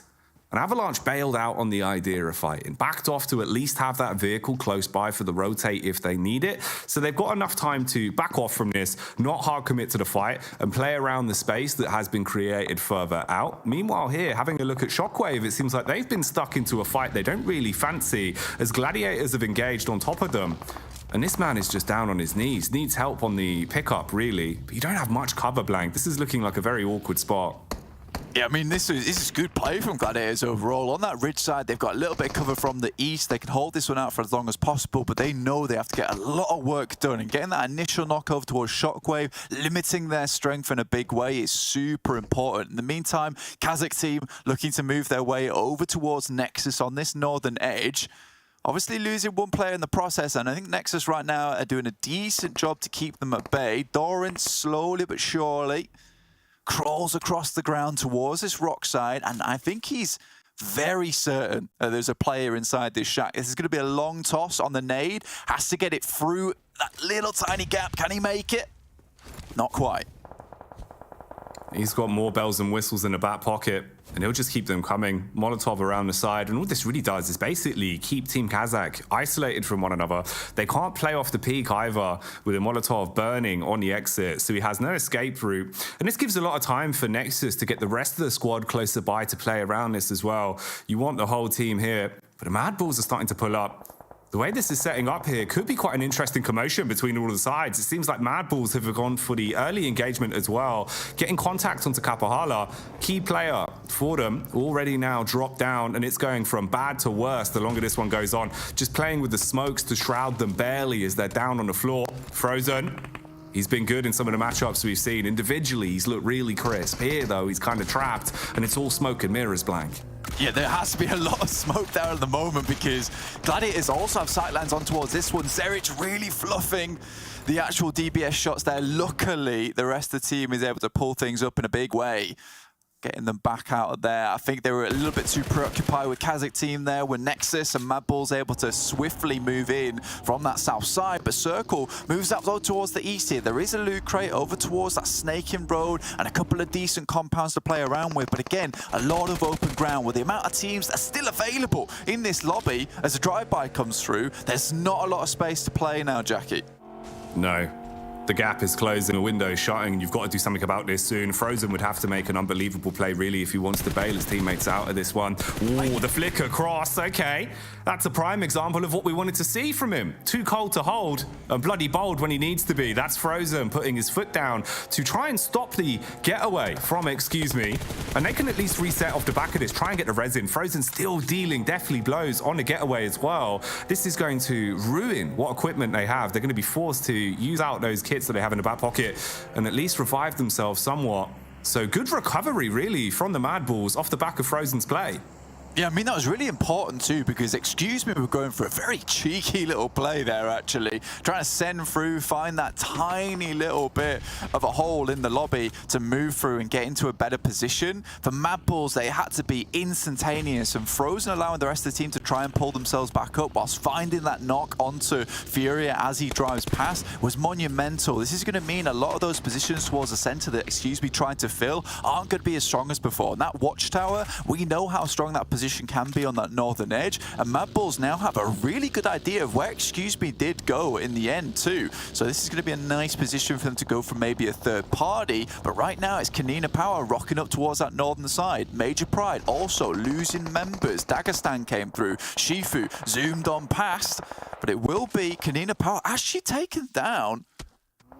Excuse Me there in that watchtower. I think this is time for MADBULLS to maybe try and capitalize off the back of that, but I think they're a bit too busy looking over towards this western side and understand there's still players to be dealing with. So a few intriguing fights, resulting in a bit of an unfortunate situation again for the Unicorns of Love, as Beast has been bested. That's Frozen. It still carries on the rampage he's been on this game. 3 eliminations to his name thus far. A bit of an awkward setup in terms of the position, though. Look at the rotations that come in. Hello, this is a cheeky drive-by. Not what you want for the MADBULLS. As KASIK team, they had basically been completely removed from the equation, but in their dying moments, they still find some impact, thinning the numbers and making it harder for a dominant-looking MADBULLS squad, as there's only now a triple threat for them remaining. Oh, it looks so unfortunate for MADBULLS as well. I mean, Fleek moving up that way, losing out to that single player. I think he was just as confused as we were, seeing that player just sat in the car, listening to the radio, kind of waiting for the game to finish for himself. But that does maybe mean that Chulika will be able to bring back some supplies with him, because we look towards Chulika, we look towards Frozen. 5.56 ammo was really lacking on both sides. I think they were down to their last clip, and you really need to be able to, from this western edge, have enough bullets to put that pressure over towards KONINA Power, pull off the helmets, do some damage towards that vest, so when inevitably you might need to go for that crash on that position, KONINA Power is not feeling as strong. Frozen, though, still doing insane work. Shockwave looking for some revenge down towards Gladiators, who are further towards the circle, and Shockwave have to push in towards them. Avalanche, trapped on the bottom of the hill, not favourable angles to be fighting from. They took the opportunities when they had them, looking to deal some pot damage, get a bit of chip in, see if they could thin them out, make them a bit more supple for the actual engagement, but it didn't work as well as they wanted to. Smoke's being dropped now as well for the Gladiators to block off a few of those sight lines. And this is honed in for Shockwave. They're looking to try and see if they can guard this on the getaway as well. Know where one of the vehicles is, and still suspicious about a re-peek from behind the rock here. Just playing the timing game. Avalanche, they rotated off, they repositioned, still down towards the bottom compound by the lower layers of the hill. Shockwave finally using this opportunity to hard commit on the getaway as well, so they'll breeze out. And it's resulted in a little bit of a lull in the battlefield. I like that coming through from Snowix, though. Pulls out the buggy, tries to go for the quick swerve over towards Gladiators, getting a really good bead on their location, using that little bit of third-party advantage, higher ground in the vehicle. And I think that could be good for them. Knowing exactly where these two players are, they can start to invest maybe some grenades as they get too close. Meku has to be good with these shots over towards Snowix, though. Doesn't quite connect at the start, but finds one. Meku Man's turning into an absolute mech right now. He's a war machine with how he's playing it. Oh, goes on to clean up for 2 before he finally goes down. That's Gladiators gone. He was the last Lone Ranger for them, but he puts up a good effort. None of those will be converted, though. They've got to try and get the reses off. MADBULLS, though, coming in from that northern side, I think they heard this commotion, and with 2 knocks down, this could be a pretty easy clean-up here for MADBULLS. Oh. DMR as well, trying to get stuck straight back in. Milky Way with a cheesy play, peeks out and slays the first. Looking for even more damage as well. Dagestan finally fall. They were all screaming, all kicking in the early game, but now they're out of commission towards the final circles as this one is getting quite intense with the fights. Quick rotate out for DMR as well. Wants to link up with the rest of the squad. They know they've done damage. Avalanche barely still standing at this point, and they are crumbling under the pressure. Yeah, MUERTE get a pretty free entry towards this southern side. Avalanche not putting too much of a fight up between them. Right now, MADBULLS, they did spot that commotion happening down towards this south side. Zerich has got a couple of grenades to work with here, looking for a bit more of a resupply. If they can take down these players, pick up the ammo they still have left in the pocket, because a lot of these teams are lacking. More damage goes through. Not quite looking to hard commit onto this one, with Chuluk still trying to maintain some presence towards that northern side. But I think that's the majority of the nades now put in. One left for Zerich. Is he going to commit it, though? Not going to find too much out of that one. You need those nades for the late game. MUERTE will finish off that final player from Major Pride. Have still 4 players going. This is from their approach towards Nova Repnoy as well. And I think MUERTE stayed out of the action for a long time. But what an incredible move in towards this south side. They might be able to pick up a lot of eliminations off the back of. The comms look really clean for MUERTE right now as well. The way they're working off of one another, making sure they're being able to put cover up, use these vehicles as geometry to provide a little bit of cover, and also just work off each other. It's really setting them up quite nicely. You can see with the sight lines as well, but this fight is going down at the back towards Shockwave and Mad Lions on a rotate, MADBULLS rather, but they do have the heart of a lion. It's Frozen that really has been bringing the claws out again and again. Here though, teeth being sunk in, way back, spam onto him, and he's got a bit of a freebie lined up onto the rotate for Shockwave as well. So much pressure on them to even find a way out of this position. It's not going to be easy. Intense actions with the final remaining 5 squad. Yeah, Shockwave's locked in spot, but the circle moving up towards that northern side, I think MADBULLS might just dip out of this one. There is a tiny little shack to play towards the center. Zerich is slightly hesitant to move towards it as KONINA Power continues to put pressure over towards Chuluk on that western edge. Frozen makes his way in, leaves MUERTE to deal with the final players of Shockwave here. One goes down, but right now Snowick's able to get one flush, which is not ideal here for MUERTE. Milky Way going down with a majority of the eliminations on side, so the player that is the hottest now out of the game, and MADBULLS still look to hold out MUERTE with a bit further to go up the hill and might just expose themselves to a full broadside from Zerich as well as Chuluk. And the crazy thing is, this entire time, Robs has still been alive as well, just lurking it out, trying to play the long con here to see if he can have any impact when these teams start to get into a big final kerfuffle all the way towards the back edge there. Meanwhile, flicking back over towards MADBULLS.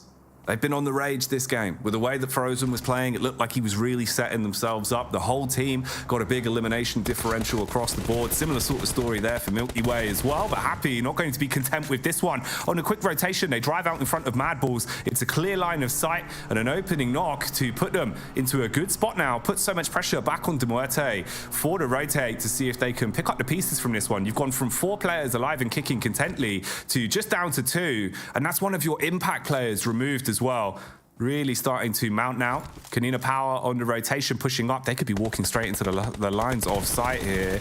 They've got the high ground for this blank. They know that they're set up, spamming down the initial bullets, trading damage between both of them. 8 nades there for Gorazin, tries to toss them up the hill. KONINA Power leaving this position. It's a bit awkward, but I think the way that MADBULLS have denied a lot of this has been so good. Chuluk remained towards the north, kept the eyes towards KONINA Power, made sure they weren't making any movements that Zerich as well as Frozen weren't aware of. Then Frozen switched position. He was keeping eyes up towards KONINA Power, allowing Chuluk to come down, who had a bit more resources on side. And you know what? MADBULLS have controlled this lobby really, really well, forcing now MUERTE and KONINA Power into this actual bout of their own. KONINA Power bringing the pain down as well as MUERTE. They actually felt like they could have been the dark horse to steal away the victory on this one, but no chicken dinner for them, blank. Denied.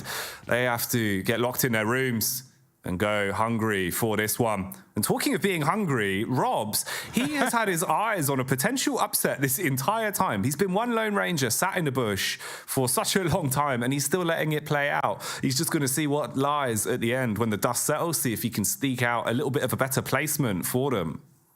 Yeah, I mean, if he spots out a player or a team that's taken heavy casualties, try to pick up that final one and ladder up towards the second place, beautiful stuff for them. MADBULLS, in the meantime, still just circling, making sure they remain having a lot of control over this ground. They do have the watchtower to themselves, which they move over towards. It's going to be very hard to try and breach on that one, just because of the amount of open ground in this area. Most of the time when you breach onto a watchtower, you at least have some hard cover around the position, in which case you can feed those nades through the window over onto that spot. And even in this case, where MADBULLS have so much presence in this position, they still have Zerich playing this off angle. It's very, very nice. This is very reminiscent towards phase 1, where MADBULLS had so much power in the lobby.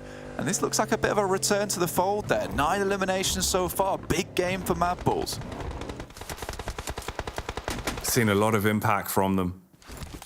A lot of it coming just from one individual in Frozen that here, he's been on a bit of a scouting mission, playing more solo and looking for the read back out. KONINA power pushing up somewhat as well. And you're basically just trapped with the smoke being the only thing that's going to keep you in a good position here. Frozen sets himself up with the utility as well, covering the angle for the face, so there was no easy way for them to spam back to where he's playing from. I like the maneuver. He had a good read on it. He's a little bit suspicious as well, looking out towards the edge. That's still the location that Robs is waiting in, tucked into the bush. Meanwhile, re-aggression as well, up on towards the top of the hill, whilst Robs keeps himself moving, just trying to guard around the edge of the circle. He could actually find himself with a bit of a chance to get stuck into this bout between Frozen. Oh, look at this. He thought he was so slick. He thought he hadn't been seen, but instead, KONINA power, they do something obscene on the top of the hill as they pick up the pieces on that one. Frozen calls for the quick rotate to try and bolster the numbers as they're down to just 2 on the MADBULLS. And they're surrounded now.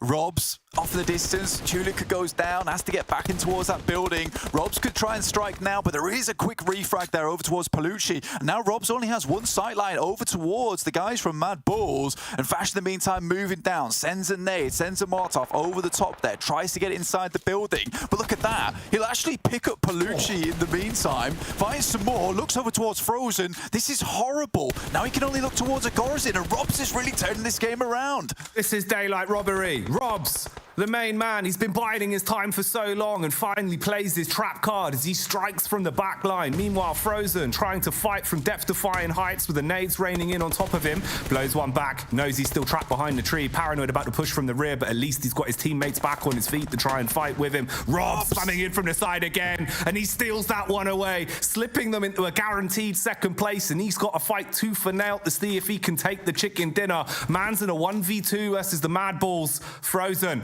looking for the peek out through the smoke as well. Elevated face at the top, spamming down. Robs is so low, he'll drop to his belly, and MADBULLS will steal it in the end. What a game there. It looks so terrifying for MADBULLS as well, Jackie, but still, Robs comes out of nowhere, waited for such a long time for that right opportune moment, and just hits it, nails it as well. The fact that he was going for the smoke trade as well at the end, like, he was looking for the win. I'm surprised, man. I love that. I actually hoped that Robs had hit that shot through the window onto Chulika and maybe picked himself up another elimination. Then it was down to a 1v1. Overall, though, I think MADBULLS play a very, very good game. Zerich had a strong spot, and I think that when you look at KONINA power, that's just a case of very good caution, because you kind of expect all the players to be down towards that watchtower, just holding that one out. You don't expect a player to be up towards that hard cover on the rock, and Zerich is just falls prey to extreme caution from the side of KONINA power. It's crazy, man. That was a great result. I think overall, fair play to Robs as well, right? Being able to play that long con, but actually make it work. He found the opportunities that we were kind of building up as a potential storyline, runs away with it, and comes in with a nice second place in the end there. Okay, well, that's our second roundup. Our next outing is going to be Miramar, but we'll step into that territory when we come back after the break.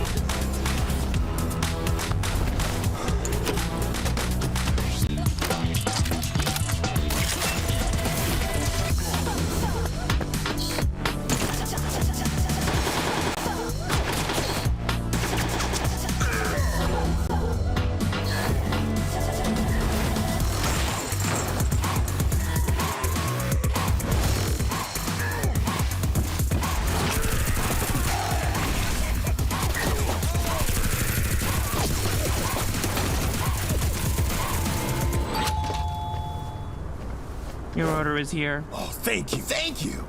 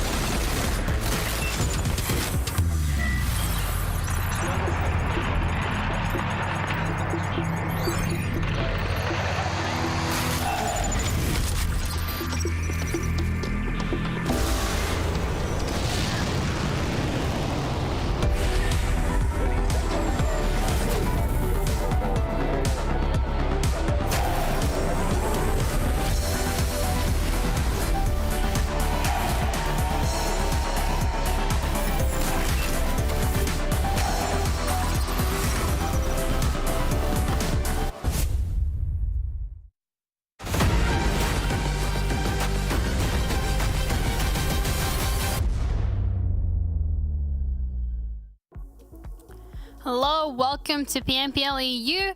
Hope you guys had a little bit of a good break, and we're back, and MADBULLS Max have won their first game of the day. Yeah, it's been a while. I mean, as you see on the prediction game, we took an L. Yeah. That happens sometimes, but I gotta say, they were so controlling. In a game that I think was gonna be rough for them to control, especially when they got down to 3 players a little bit earlier than some of the other teams in particular, but more specifically, the way they third-partied that fight between SHOCKWAVE and MUERTE gave them full control of, in terms of information at least, of where teams were positioned in that game. And they started fragging out super early too versus GameLord. They had a weird 2-2 split at the start that was a little bit scared if they took a fight, they might lose it. They instantly regroup, get the 3-piece onto GameLord, then start pushing down onto Excuse Me, which is a team that eliminated them twice yesterday. Like, they're popping off. I think they understood they needed to be just a lot more aggressive, and this game, they were out on fire instantly, and this is their first game of the day, so I want to see some good momentum for today. I want to see more games like this throughout the next 3 matches. Yeah, the MUERTE also, rather the fact that they maybe not have gotten that podium finish, they still managed to get 8 elims in total on the board, which is quite great considering how they've been performing so far in Phase 3. It feels like that consistency, that aggression has stepped up to the plate this time around. They're really getting those kills in, which is obviously very important. But then you're looking towards the bottom of the table, Gladiators as well as Sly Europe, some of the teams that have actually been performing quite well here on Phase 3. And this game specifically was just not up to expectations, especially Max. You've today really been looking forward to Gladiators and how they're going to be performing, which is a little bit of a sad position to be in. But as we said it before, finals are very much approaching. So every single point, whether that's an elim point or a placement point, is going to count.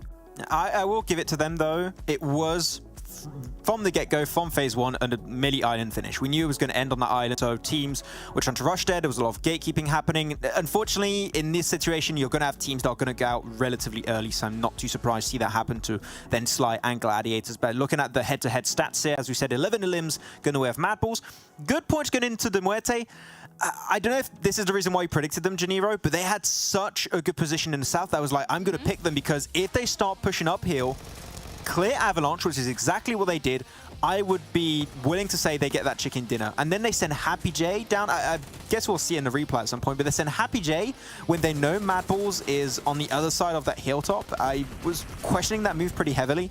Then they go to the east, which I think was a good play, but Agorish just kind of plays spoilers, so it was a bit unfortunate. But going into the replays here, GameLord unfortunately struggling a bit, losing himself some players here. I believe they also have a little bit of a hard time versus MADBULLS at some point, Nexus 2. But Robs has been just insane, Janira, I'd have to say. Like, this guy gets a 2nd place, a few extra elimination, clears out the side of KONINA Power. Normally, when you're looking at the fragging power of GameLord, you're looking at your Victors, you're looking at your Narvalos. But this season, it's been Robs through and through, and I'm really impressed with how he has improved as an individual player throughout now the last 2 seasons. Yeah, and that's such a great position to be in as well, because You're getting these elims on the board, you're getting a placement points, you're assisting your team, you're making sure everything's working together. And I think when it comes down to the MUERTE as well, one of the things that we've highlighted in their gameplay in the last couple of phases, not much so on phase 1, is really towards the end of the game, towards the closing of that circle, towards like the last couple of minutes is where they struggle the most when it comes to those decision makings. And I think again today that's one of those showings, but it's a great start to see that they are kind of back into it. They're back to their old ways, they're back to that confidence, they're back to that aggression, and that's something that's gotten them very far in the first few stages. So looking to see how that translates throughout the rest of the day.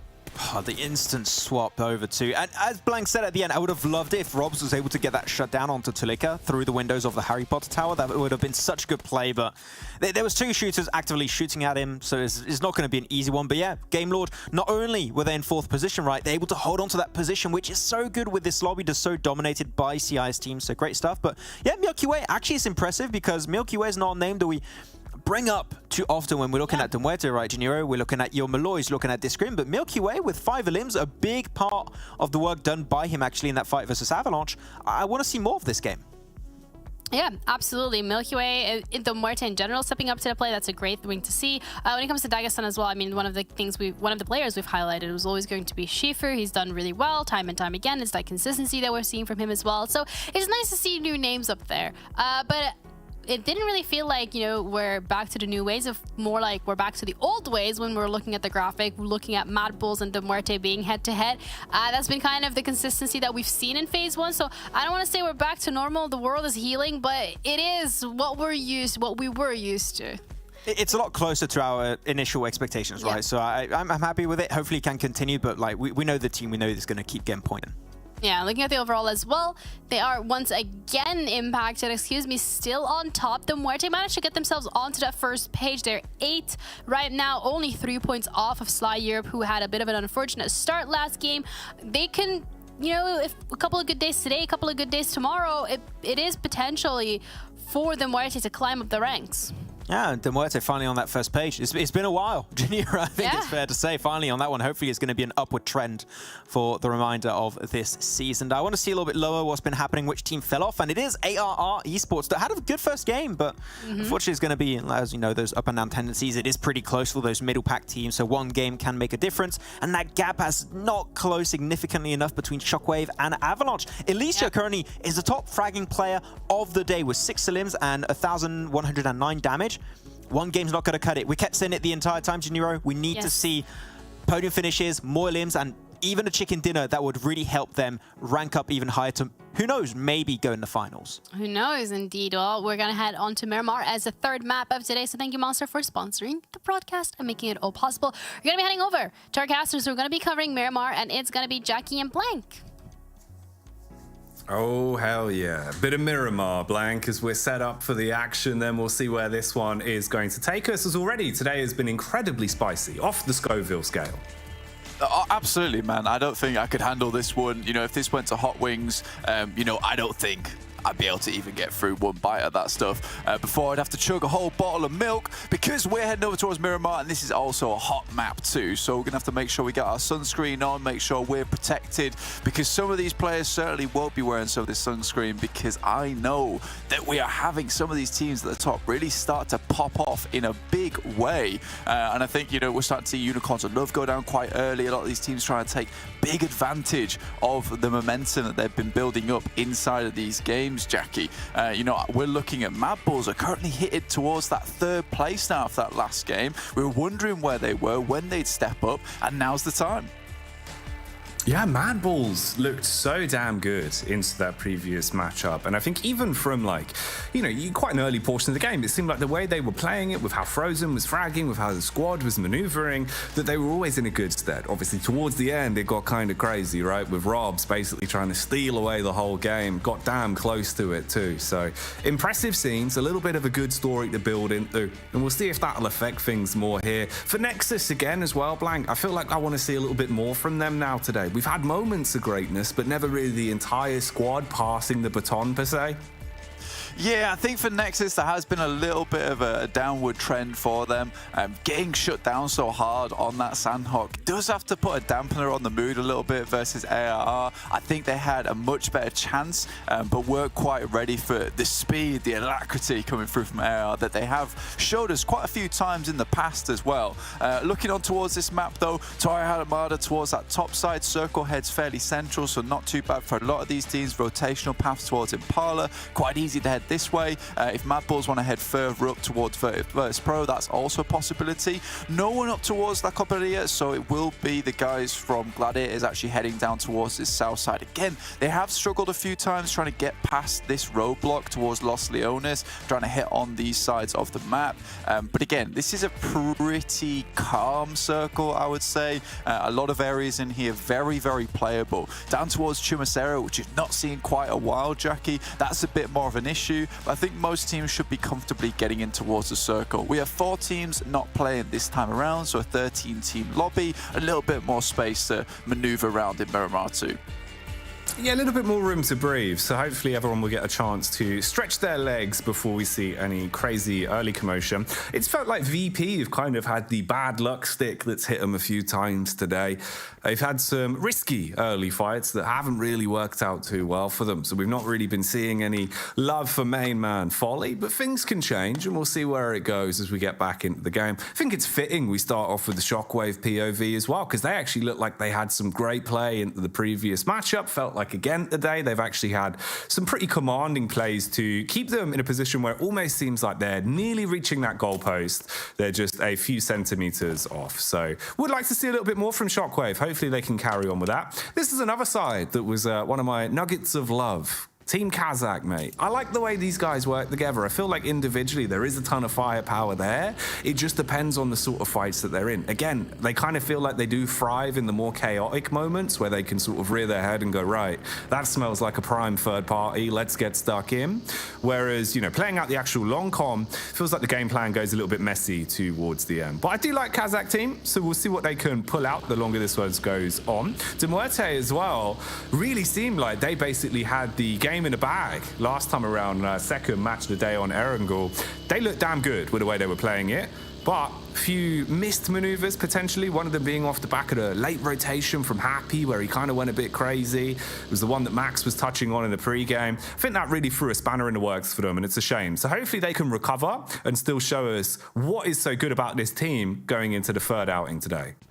Yeah, for sure, man. I think it's a thing to bring up as well for MUERTE because they did have some big impact plays on that last match, but it's just unfortunate because when you're at 4 players in that kind of circle where it's fairly open, there's only a couple of compounds, you know that there's most likely going to be a few teams there down to like 3 players overall and a couple of stragglers here and there. Being at 4 players, I think they could have continued to play that very quiet play style down towards that southeast side and then try and capitalize on some of the third parties. Instead, they tried to take control of the game a little bit too early on, I feel, instead of taking advantage of having that extra man in the lobby, that extra angle, whereas you would win most of your third parties out in the end of the day. So for MUERTE, I do like how far they got into the game. It's very different to how we've seen them play in the past phase 2, where they really dropped things down to a pretty much a null performance compared to their phase 1, where they did extremely well. But this looks a bit more on track right now for MUERTE, which is good to see. And again, that kind of playstyle, we're seeing them more and more often towards that end game, making some smart maneuvers.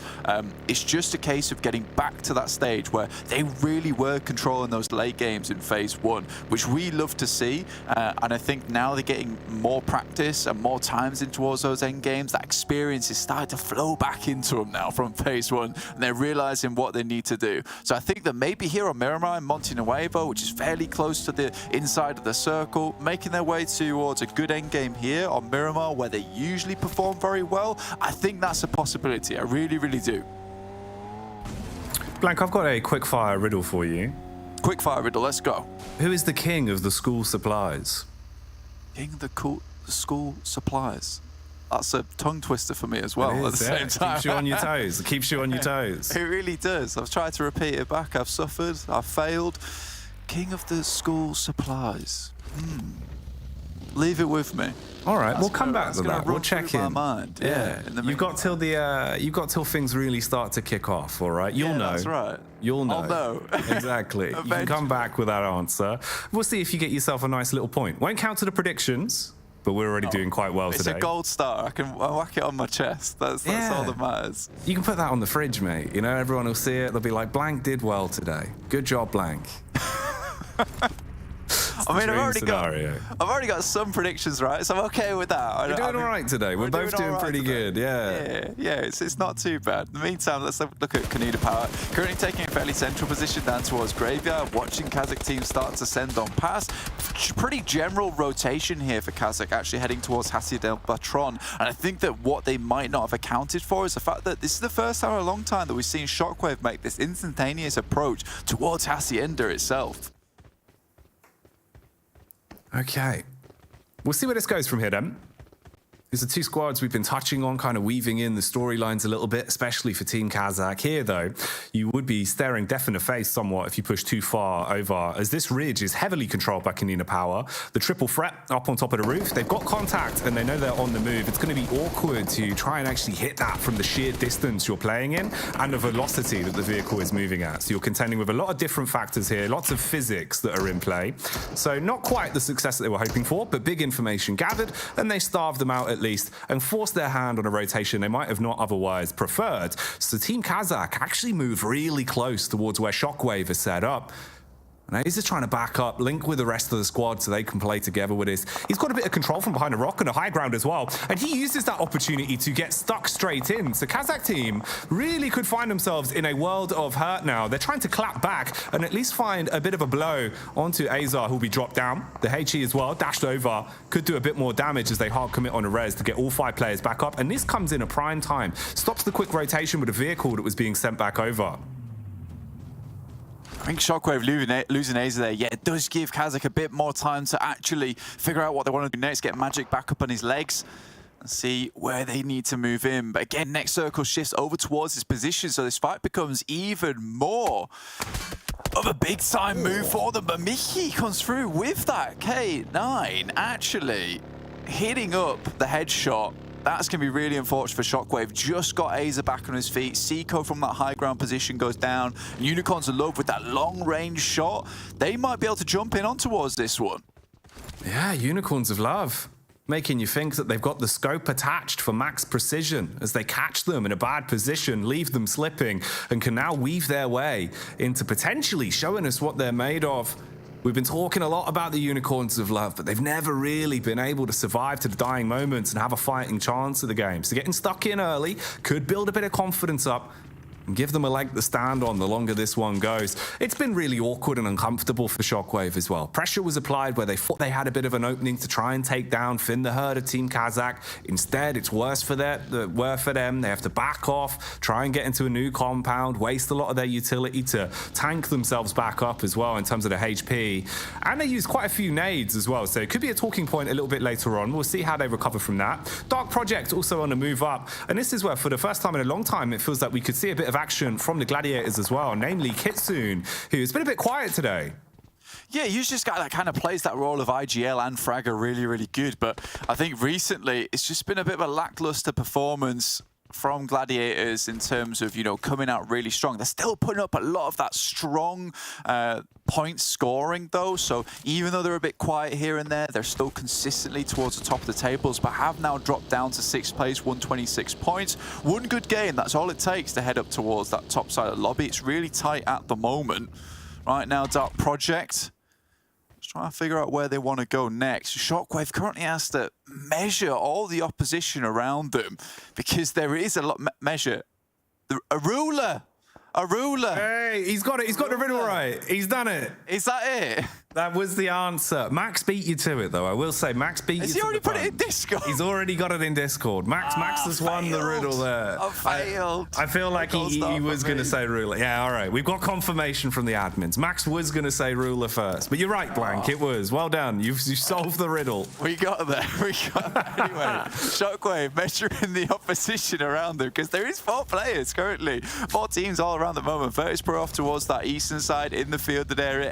AAR up towards the north, just outside of water treatment. Unicorns are love as well with that K9 dropping down that scope precision, as well as KASIK team just off in the distance. A little bit less, I think, threatening towards Shockwave. They're held out right on this edge side, and moving up will require a couple of smokes. But not only that, you've got MADBULLS and GameLord with a bit of high ground that will be able to look towards that position. Move further towards that northern side now, and there's really only one team that has players in this area, and that is Gladiators, with a bit of movement to work with. AR can get out those vehicles, start scouting out towards a better position, because these compounds just down towards that southwest of water treatment, including that warehouse, is going to be really strong for that late game.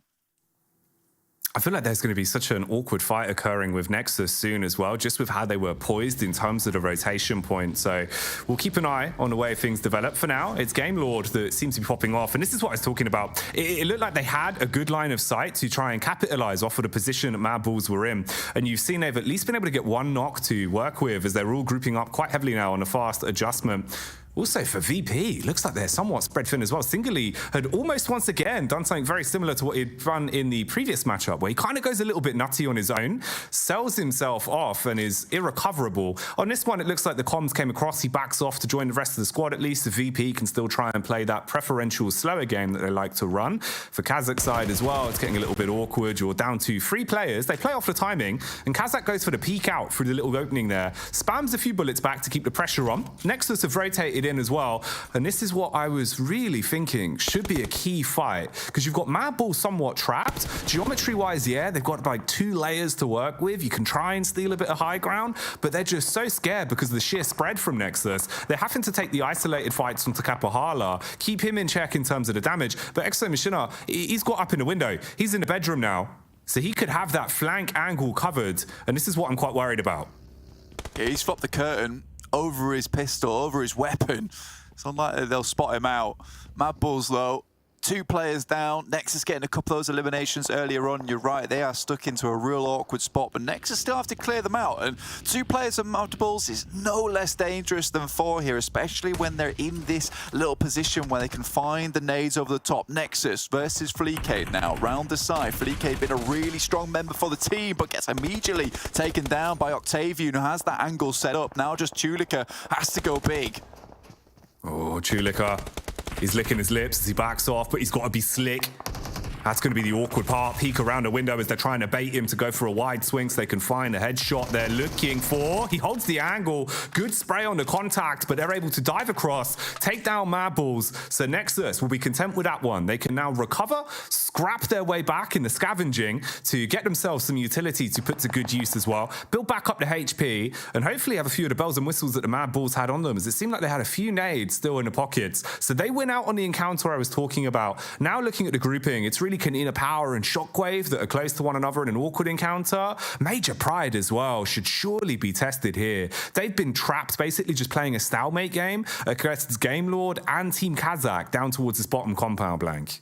Yeah, it's going to be difficult, especially for GameLord to get out here. They might just descend towards that north side. This is a real change, though, from Gladiators. We don't see this very often, Jackie. Usually on Miramar, especially, they like to play that 2-2 split out on the edge, but this time they have firmly gone for a center position. Now, this is a really interesting thing to look at as well, because a lot of times we have seen Gladiators afforded these spots where they were on that northwest side and they would have just stayed there in most games. But this time around, they've decided, you know what, we're not going to be afraid to take that compound. We're going to assume that no one's picked up already. If we have to go for a crash and there's a team there already, we will fight for it. So this time around, Gladiators go for something a bit more definite this time around, which I really like to see. And I think Gladiators, from a strong central position, 4 players all grouped up, playing off one another, this is a game that I genuinely think Gladiators have a very good chance at winning.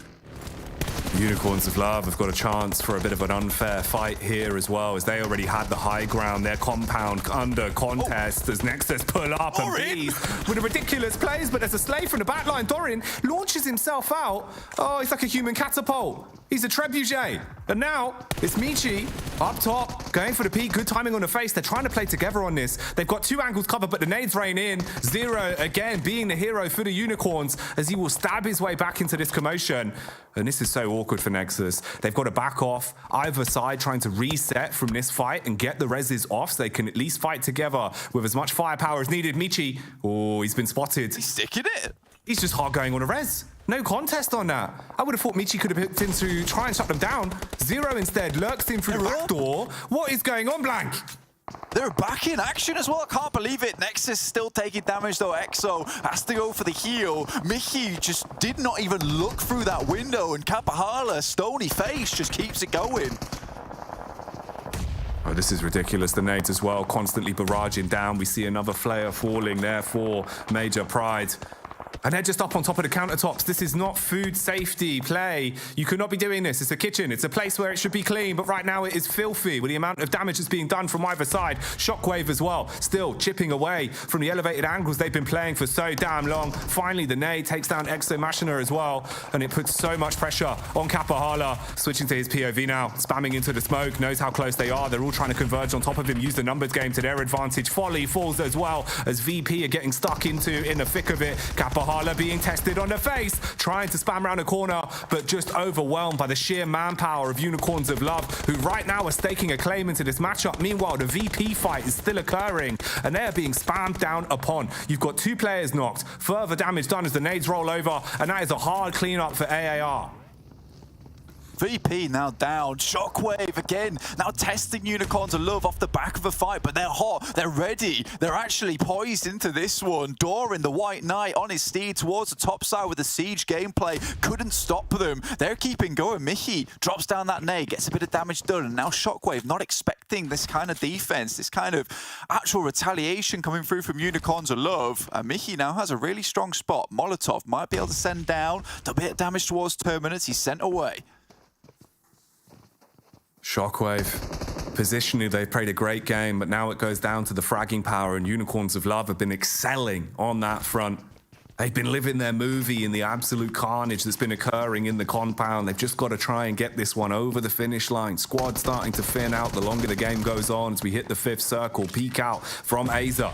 Like a laser beam, does the initial dink, followed up by the nade from his teammate, pushes up with confidence now as well. Has he got the read here? Does he know about the player on the close angle just round the corner? That's going to be Beast that's lying in wait, trying to play off his teammate's face through the door, but backed up by his squad. They net the knock back onto him, pushing down the stairs now as well. Aza's position still goes unchecked. He's able to clean up. It's all about Beast. This is ridiculous.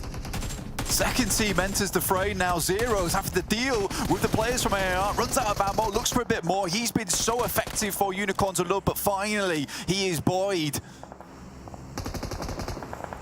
Okay. This fight Game Lord's also coming never in. ends, mate. They want to get stuck into the action as well. They're not content with everyone having their turn at the tussle. They want to throw their hat into the mix. This is madness. This compound has been under constant siege for so long. It started out with a rotation from Nexus, and we are still watching the dust settle from this one. Shockwave again. You've got the high ground here. Game Lord, so close behind, trying to fight for the hill control. Robs, he was a mean contender in the last map, but can he do something savage here to buy him a bit of breathing room? As everyone is just sharing this living accommodation blank. This is illegal. You can't have this many people in a house. I mean, I've heard of a house share. I've never heard of a compound share before, but this is not working ideally for Shockwave as they're crunched between 2 teams. Seiko gets taken down by Akashi on the flank side. Snowix, as well as Aza, left to deal with the carnage that's happening all around them. There will be Tapok taking them down, but a nice nade from Narvalo starts things off strong. Akashi too. Oh, but look at the trades. ARR fighting tooth for nail on this one as they try and turn tail and hide. Just diving around the vehicle. Man's making it awkward to be shot upon, but he still gets bullets to the brain in the end, and that will be them. Removed from the equation, knocked out in 9th with 6 eliminations to their name as they finally clean up in such an awkward encounter with Robs looking to pick up the pieces, but he knows he's being pushed. Drops the molly on the right, swung from on the left, and that should be the good night killing blow. I don't think anyone expected Shockwave to come out on top during this engagement. It's so surprising, but Beast's still alive. You know, there is still this extra little bit of a thing happening here in this game. Jackie, you've gone to Major Pride here. Expect them to make a good push from down on that south side. Everyone else going for Gladiators towards that center. I like the wildcard pick coming through, but yeah, this is one hell of a weird fight coming through from this eastern side. And it's interesting because most of these teams realize that one of their only options MADBULLS was to push down towards this east if you're on the south, right? And Game Lord took that push. AR didn't want to get too stuck in towards Gladiators, and they were all corralled into this one spot. SHOCKWAVE now trying to clean out that final player. Beast steps up, a little bit too late though. He was biding his time for so long. His eyes focus on his stopwatch, waiting for it to hit the mark. But the problem is, like you said, he peaks up just a second past the real opportunity to get the surprise shot off. They now have the knowledge of him lurking in the compound. Sure, this makes it a bit more awkward for SHOCKWAVE too. They're more paranoid about them being peeked upon than really being able to find him. And somehow they might play into this. There's a bit of an opportunity here. They're running up towards the roof, and he is just laying down, waiting for the peaks to come towards him. Beast, about to get double swung on. He's keeping it awkward with the geometry, playing just on the lips so they can't get a clear line of sight. Dives down with the timing as well, just as they back off. Oh, this is intense. He's got to keep himself in a good position. They're pre-firing on a corner to force him further back, so he'll go for the long rotation out through the door. And the fact that Beast has even been alive this long is absolutely bonkers. This man has been on a mission. Seems like Dark Project getting stuck in as well as they deal some savage blows at the other side of the map, with Beast still trying to keep himself alive, running again back up onto the roof. He has really been playing these two players from SHOCKWAVE for a fool. They cannot quite find him, cannot quite lock him down. Nade's going to head over towards that top side. Snowix tries to hit the big amount of damage. Nade drops on towards him. He drops down once again. It's going to go back up to the roof. They don't know what's going on. This man's a riddle in of himself. Beast, more like Father Christmas, because right now he is all about the roof. He's looking for the chimneys. But I don't think there is one, as they'll wait for the push to come towards him. Could be presented 2 frags off the back of the SHOCKWAVE players if they play into his hands, but they've still got utility, and this is the key point. They're able to deal so much damage, and his resources are running low. That one misses, though, and that could buy him enough time. He's just slowly healing himself back up, wants to feel confident into the fight before he commits on an engagement. They've switched their angles up. If the P came through on the backline, they would have had clear contact onto Beast. Last second bullet tags him on the fadeaway. Look for some more loot here, find some stims, find something or other, but I think that was the last nade coming through from Aza as well as Snowix, so now they have to take a full-on engagement just from UMP to UMP, M4 on side for Beast.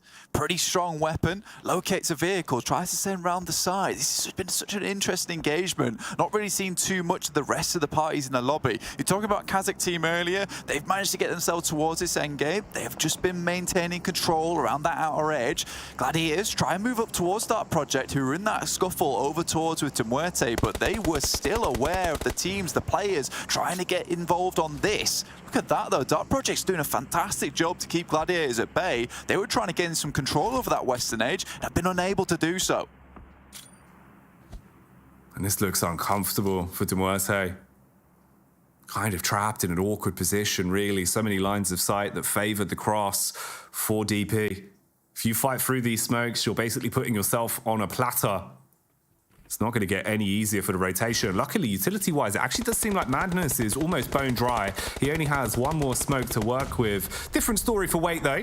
3 nades in the back pocket for him. And it's more about his rifling. That's what I've been impressed with. Wait looks really good at being able to find those fast, flicky frags. So if you push out, you better hope that this man is not primed for you. Luckily here, it's the encounter from Madness with the early damage, finds a knock, bit of a trade back, Wait spams the smoke, but they're behind the geometry. They can get this res off. Wait's looking for another nade, sends it a little bit too far off to that right side still. Doesn't quite get the damage through. Happy J's back up on his feet. Pretty gung-ho, actual little play for him to move across from the smokes. I wonder if that's the final smokes available. In the meantime, Major Pride going big mode down towards that south edge, taking down the majority of the players coming through from KASIK team. 3 players for Major Pride at the moment. Gladiators might have to move down towards that south. Finally, they are eliminated by some good util. Happy J burnt out. Now just Malloy remaining. A very good solo player coming through from MUERTE in the past, but up against Dark Project, you just wonder how likely it is that they'll be able to deal with this. The saying is normally oi oi savaloy, but in this situation it's Malloy that's got to bring the thunder. Can he burst them like some sausages at dinner time as he lurks, just waiting out? They know exactly where he is. They've got to read on the position. They know that his teammate is no longer there to support as well. Meanwhile, flicking over to the POV of the Gladiators, it seems like they really have come unstuck from being in such a great position in this match. Instead, it's Malloy still finding damage just on his Todd. Man's trapped in between a line of all the DP players and Gladiators as well. Still finds a stab in the dark. And this is Beast who's still alive, Blank. The man's been alive for so long, and he's trying to slay. Look at him from the distance. He gets stuck in again. How is Beast still in this one? Literally takes down Akashi. It's too simple here for Beast at the moment. The amount of teams that are taking out the equation over on that eastern side means he didn't even need the multipliers for this one. Makes it look simple as he takes down Akashi. Shockwave now still in this, scared because Beast still causing a ruckus down towards that south edge. Major Pride now starting to move up, and Gladiators have taken far too many knocks, able to not get as much pressure as they might have liked. But it will be Malloy that does out-survive Dark Project. 2-2 split here for Gladiators, looking to shut down the players off in the distance. Major Pride looks to step up towards Beast, but he has been stalwart this game, taking the bullets left, right, and centre. He's taken a page out of Robs' book, and he's been playing it well. Here, though, for Shockwave, you've got to do something absolutely insane. They are moving up. They're taking the map control away from you and getting closer and closer. And he's actually got contact back onto Beast. His mind's now split between two different sides. Doesn't know if he wants to hard commit onto the front in a fight line or if he wants to flick behind to try and get himself an extra kill on a fadeaway. And they are just running him down. Constant barrage through the back of the building. It's a shed collapse for Shockwave as they go out in fourth with 7 eliminations. Gladiators clap back on that one. And it leaves us down to the one member of Unicorns of Love in Beast up against Major Pride and Gladiators. Tixie, though, although he got a couple of knocks earlier on, able to find Nomi there and also seals away the elimination over towards the final player of Major Pride. He's done a good job for Unicorns of Love. They can give him a pat on the back by the time this one's over. Nomi, once again, makes an awkward rotation, is taken down for it, and Gladiators are looking to finish off this game strong. 8 eliminations on track now for the Chicken Dinner. Major Pride, Effect, and Monkey, 2 extremely strong players from the squad, but Matic with the side swipe finds one. And it's going from bad to worse, with Monkey being dropped and now hard committed upon. It's all on Effect, and I don't think the cause and effect to this game will be him walking away with the Chicken Dinner. Gladiators, they've got the control. They've got all 4 alive. Tanked to the brim as well in terms of utility off the back of the scavenging they've been doing the longer this game's gone on. And for Effect, he realizes it is just a matter of time on the inevitable, hoping to see if they might ego challenge individually, play into his favor a little bit. If you can find a knock, maybe you can build off the back of it, but it doesn't seem likely, man. They're in such a good position for this game. Maku on the outer edge. I think Effect knows he could probably take this 1v1.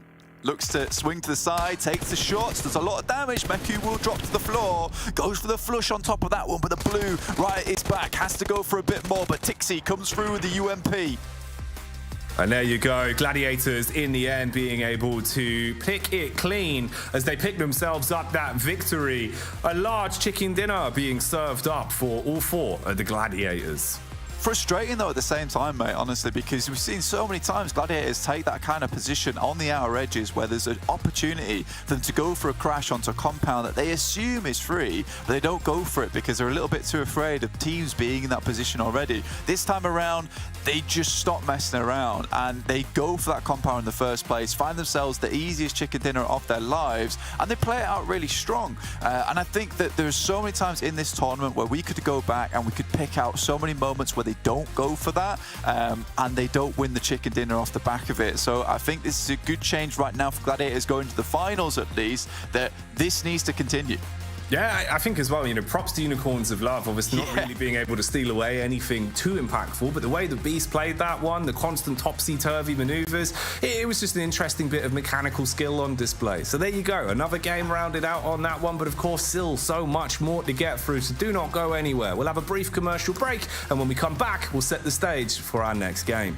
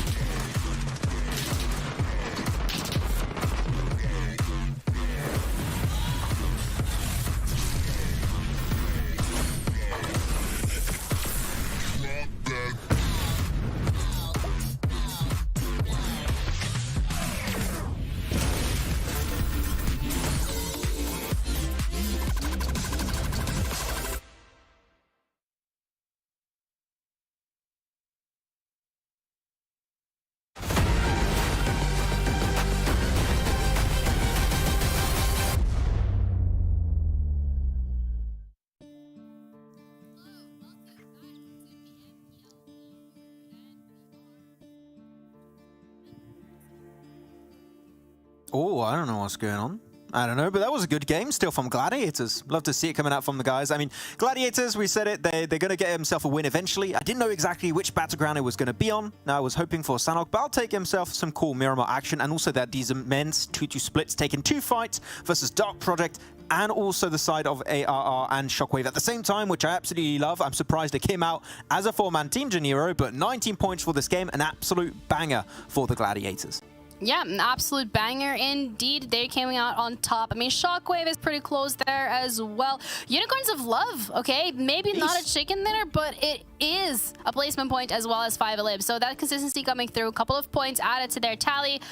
And, I mean, when looking at the second iteration of the page in terms of the match rankings and the other teams and how they've been performing, there we go. Nexus Gaming, 4 limbs. I think that's still quite a good amount of limbs to get on the board, even though you don't get any placement points. But VIRTUS.PRO, KONINA Power, and MADBULLS are not looking too hot on this iteration. I'm just surprised with that huge fight we had happen on the eastern compound. I think on like phase 4 or 5. You had yourself. Who was it? You had Shockwave there, you had ARR, you had Game Lord going for a third party, Unicorns of Love.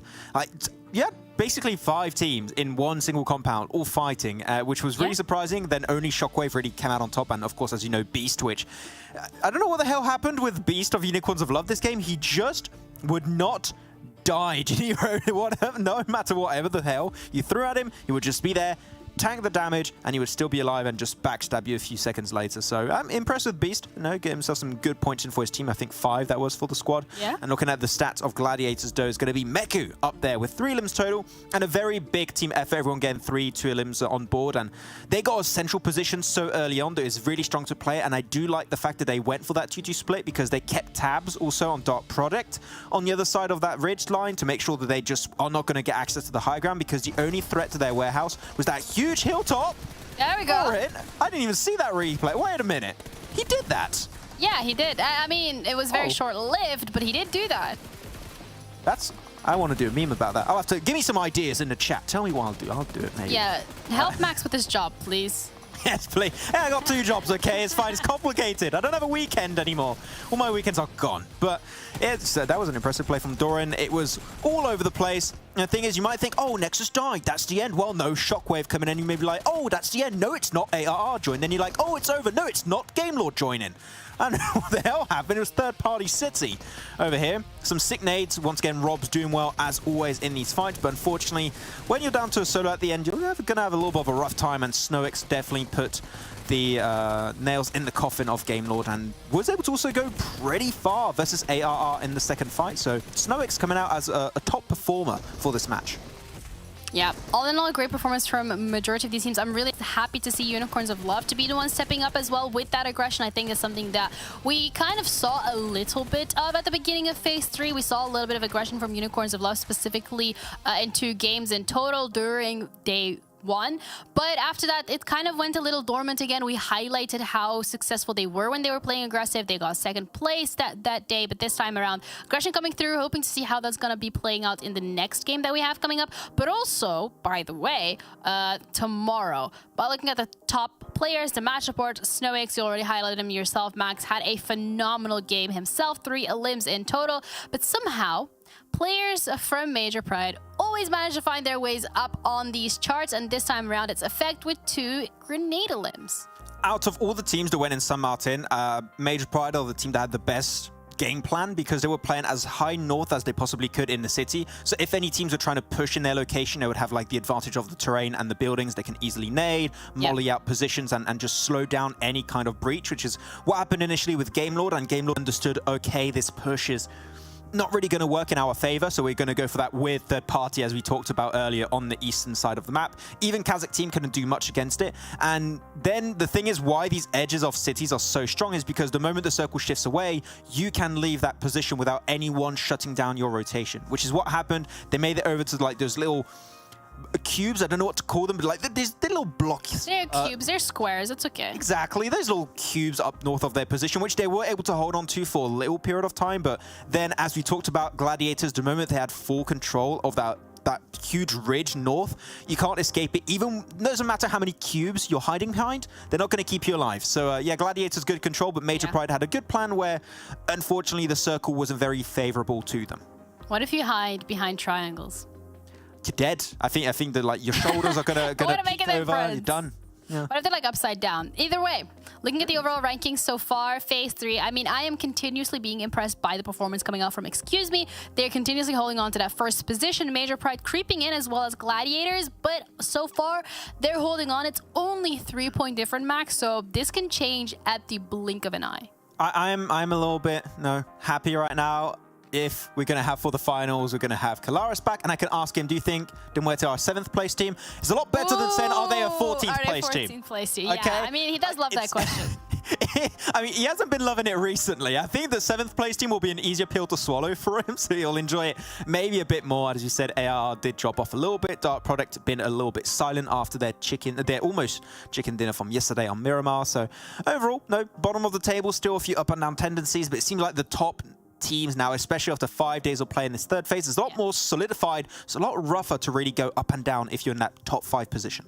Yeah, absolutely. Well, guys, also make sure that you check out our socials because we have constant updates. And as Max was saying himself, he's looking to make some memes because he wants you guys to have some good content on your screens. We're going to be heading over to our casters with Sanhok is going to be Blanky. Ooh, Blanky. Is that like the combination of our two names? I guess so. We're both quite tall. We're both like 6'2", aren't we? Yeah. That actually does make sense, annoyingly. Right. You know, it actually works. Oh, Blanky. Okay, I thought, yeah, maybe this was just like a subtle dig. We're also pretty cozy. Yeah, you know, it's a good vibe. I like it. I mean, look, if we're changing names, Maximilian should just be Meme-a-million. I think that's Meme-a-million. 100%. Yeah, he's a man of a million memes, and he's also a human tank, so it's all there, Blank. He's got it all. He's got it all under lock. It's fine. When you start to hear those treads are rolling, you better get ready for some funny memes coming your way. Heading over towards Sanhok, though, playing path right down the center towards Painan. No real problems for anyone here heading in towards this one.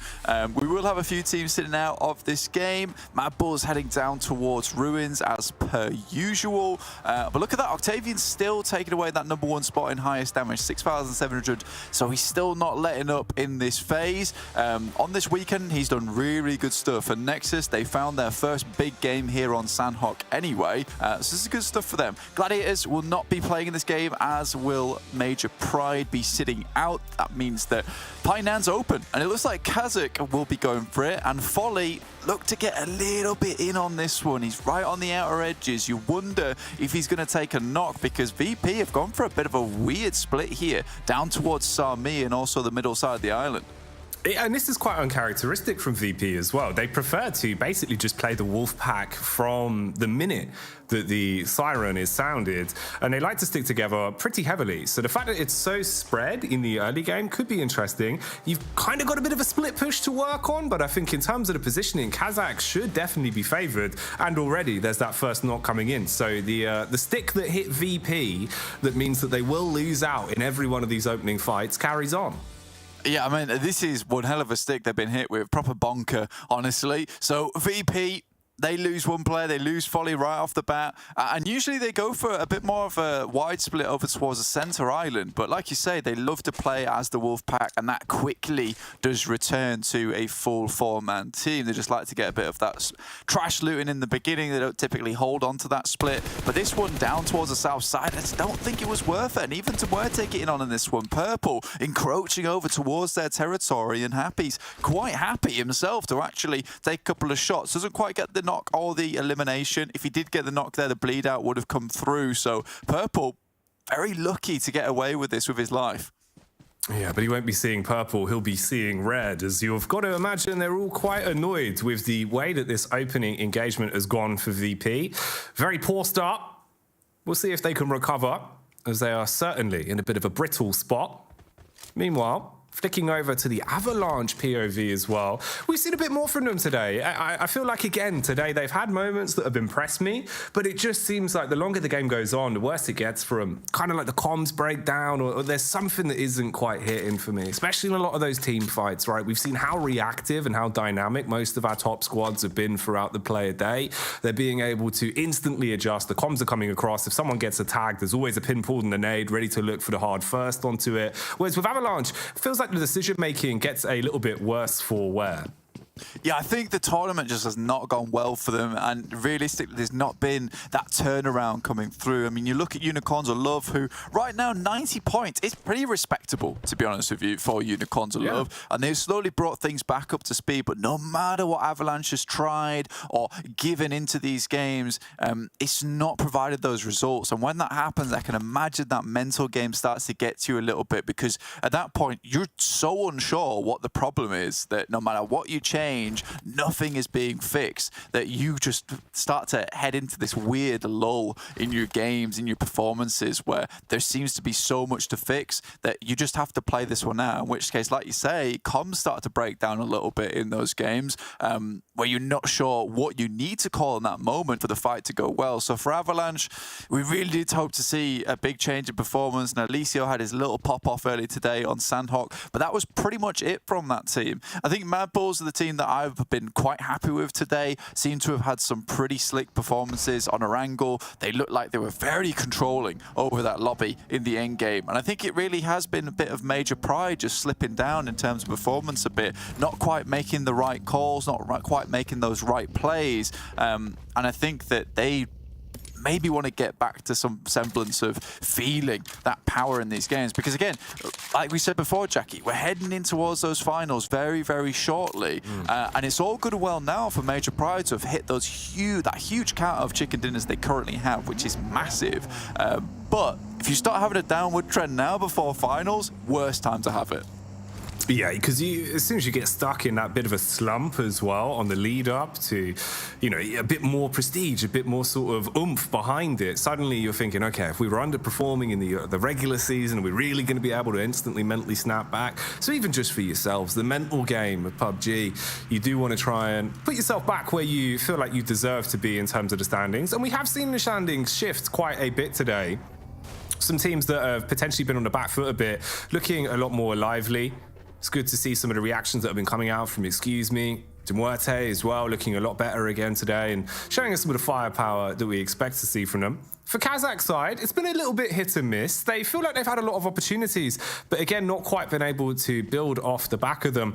Here, their only real pathway that could potentially involve a bit of a skirmish would be if they carry on forward, as you've got, Excuse Me, somewhat set up, playing a bit of a slower game, just guarding towards the edge of the hill there, using that geometry to have a bit of a look down and see if they're going to be pushed upon. Meanwhile, Dagestan could be in a great spot here. You're going to catch this rotation for absolutely free, and they don't pull the trigger early as well. They wait with a discipline so they can try and attack with a well-orchestrated affair. First encounter goes well, but there's a clap back as they jump out of the vehicle and look to keep themselves in this one. Pins pulled as well for Shifu with a backup of his teammates, so nades dashed across. They're going to get those stuck into the thick of it and keep them in their necks. So you've got two players knocked now, backing off to go for the res on this with the smokes in as well. Shifu wants to push up off the back of the space that they've created. But look at this, the lurk on the far right-hand side of the tree. Madness hard commits onto the res Perez using his teammate as a bit of a body block to try and play for the push, countering Shifu's aggressive maneuvers, but you're in such an awkward spot. You're so low on HP across the board, it would need to be something heroic. The Molotov does give them a little bit of breathing room as Limbo Boom falls, trade back with a big boom as the nade will take down weight as well. And this fight keeps on giving. It has been pretty tremendous the way this fight has gone through for Dark Project. The fact they've been able to survive this so well. Shifu takes a big hit. In the meantime, Keep really the only player at full HP. And it's all these smokes that got laid down almost immediately. And I think that was by Dark Project, which allowed them to get behind that rock further down the hill. And I think for Dagestan, they assumed these nades would have been perfectly placed. But they just kept bouncing off the top of this rock, which so small as well, practically gave them all the cover they needed. And if that dropped down a little bit further, Dark Project might have been looking at a full squad wipe coming through fairly quickly. So Dark Project done really well to get back off the back of this one. MADBULLS in the meantime though, I think that they just lost one player as they moved up towards KASIK team, just the remainders of them. They do take down Unicorns, but losing a player on that cross this early into the game does hinder you pretty bigly. And in the end, this fight that raged on for such a long time at the top of the hill has finally resulted in Dagestan and DP just looking to back off and break away from the engagement, as neither of them really came out in the position they wanted to be in. More so for DP as well. It's actually surprising just how well they did, right? You kind of spring the tripwire. They had the positions, they peek out together, they play off the timing, and in the end, it's the nades that come back to bite them with that smoke wall that they put up, basically benefiting the enemies. Here, we can see if MADBULLS can continue on their warpath, as they've been thinning the numbers for Team Kazakh, and left it down into a little bit of a riskier position now, basically just using the smokes to shroud the angles so they can't be peeked upon. Magic backs off to play around with Striker as well, so it's an isolated fight inside the compound if they can get the read onto it. Frozen, bold as ever, loves going for these individual confident fights. Peek out, gets the spot, but it's more than he can chew. He wasn't ready for the re-peek from Magic, who makes him disappear like a magician, and now Kazakh wants to push in and see if he can add an extra bit of insult to the injury, playing around the top of the window. Ooh. Peeks out on the right-hand side. Map geometry not saving him on that one. Shotgun pulled out as well, but no ammunition in the back pocket. Man's got to get the reload off. Same can be said here as Kazakh finds the flick back and MADBULLS get removed. 13th place finish for them. What an unfortunate turn of event for MADBULLS there. Kaz just coming around the side. All basically set up there by Magic on that big off angle towards Frozen, takes him down. Looking at Avalanche now as Nexus have to push through this position. This time around, last time for Nexus, this was practically open for themselves. Dark Project and Avalanche usually go for this engagement between one another in the early game, which means Nexus has a lot of time to make their way in through here. So I think this is one of the first time that Nexus actually have to face off versus Avalanche this early in the game. And for Nexus, this will mean that those rotations towards the late game, being able to capitalize off the back of some third parties and pick up some stronger positions, they'll have to be delayed. So for Nexus, this is going to be a bit of a test for themselves. Right on the edge of the circle, playing from a bit of an awkward spot. Woodson already finds Doran as well. And that's right on the edge. Doran playing that flanker position. That'll drop them down to 3 pretty swiftly. Alicia's in a good spot as well. So with the way that Avalanche are playing this right now, you could actually thin the herd massively and keep this Nexus squad in close nick. It's been so awkward for Kapahala as well. His only real quick rotate in the vehicle was detonated behind him, took a lot of his HP off as well, so he's had to waste utility to keep himself into this fight. Exomashina with a util, dashes the molly, paranoid about the peak from the top right of the rock, but trying to focus on the full frontal assault that's coming his way. Woodson, he slips into a better angle as well. Quickly tries to get that heal out, so he's got enough HP to slay with as he peeks back. No ammunition. Got to get the quick reload in. Knows that time's ticking away as they start to push up. They're going to clear onto him. Octavian continuing back now to have a bit of a flamboyant affair. Good trade across as well as Exomashina comes in and cleans up onto Eliseo, the man that I was thinking could have been a big defender, a key player for them. Now removed, and it's all looking a bit awkward with just one man left. Yeah, a bit of a 2v2 now going on here, and it looks like it might be a flush over towards Kapahala, but right now, the guys from Avalanche too concerned with these players in the front, and Exo takes a nice off angle on the side, now just Jay remaining. And with the time not ticking too badly over towards Kapahala, there's a real chance here they'll be able to get their player back up on their feet and run as 3 and get a full resupply on the loot boxes coming through from Avalanche. So for Nexus, this hasn't gone as poorly as they might have expected. Not the dream scenario, but a nightmare you can remedy. They've just got to play this one perfectly, really. Any fluff in the lines, and you could be capitalized upon. Quick rotate in the vehicle. Exo trying to get himself into a better spot to play around his team, see if they can get the res off. In the meantime as well, ARR find one knock back onto SHOCKWAVE. And you can see the grouping on these fights. Excuse me, the only team really that's out of dodge right now. And they're starting to come over. They've caught whiff. They know there is a huge third party occurring. And if they can slip themselves into it, they could have a ton of damage. SHOCKWAVE being blown to bits as well the longer this one goes on, as the POC is punishing. And there's Beck, who finally plays his card with a tag back onto SHOCKWAVE as well. Jay being tested as they flank him from either side. And Kapahala looked like he was out of the game for so damn long. They get him back on his feet. And he puts the foot down, taking them out of commission and knocking AVALANCHE out of this one for good. NEXUS, what a play from them. Getting back on their feet off the back of that. A real difficult scenario, but really shows just how well Octavian and EXO have been playing for the team. These two guys able, as just two players, taking down three, controlling the last, get Kapahala back up on their feet. A lot of little things had to go right for them there, and it certainly did. Doran maybe wasn't on such a wide flank. Maybe they could have had 4 players coming into this late game. Right now, though, excuse me, spots a lot of the action down towards this south side. Did not have a very long rotate to make for themselves from boot camp.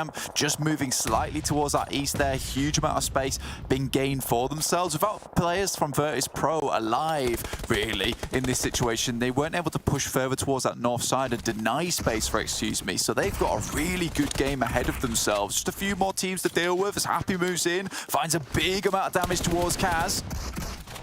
Happy. Ooh, trying to play around the gap. But it's Malloy that gets stuck into the thick of it, finally taking down KASIK team and eliminating them.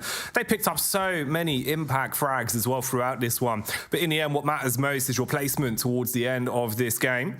And flicking back over, excuse me have really been choosing their fights quite decisively. They've only got stuck in when they know it's a guaranteed third party, when players are low on sustainability. And that's worked well for the odd tag here and there. Looking at the way they're moving around this though, you could be walking into the waiting arms of DMR that have had time to recover off of their bout versus KASIK team. And it's very spread. Basically, Beck and Fury are trying to play with each other. Yeah, I mean, this is for excuse me was really good in that early game, and you're right, they were really tactically taking those moments, taking shots up towards teams on the north and the south side, just trying to get a little bit of damage done here and there, and I think that's Fury finding at least one knock over towards MUERTE. This is all just about getting some of these casualties through, delaying these teams from making their way in. For excuse me, there's a pretty open path now towards that center of the circle, which is a hard shift down towards that southeast side, which cuts out a huge amount of playable space. You do not want to be in Quarry itself. It's a massive ditch. Sly Europe on that eastern side, though, could be a bit of that hidden member in the lobby. This is Happy coming through, getting a lot of good work done. Immediately sees and spots the players coming across the road, but we're back on with Dagestan. Dagestan with Keep trying to charge in and keep things in check. Switching over to Limbo Boom now. He really does have to try and bail his teammates out of this one. NEXUS were quite far away, so it was only really Kapahala that was in position. They're driving and shooting. This does not follow the rules of the highway code, but they go running in. They are the bandits right now trying to steal this one, but Limbo Boom, man puts the foot down, slats the door straight on him as well.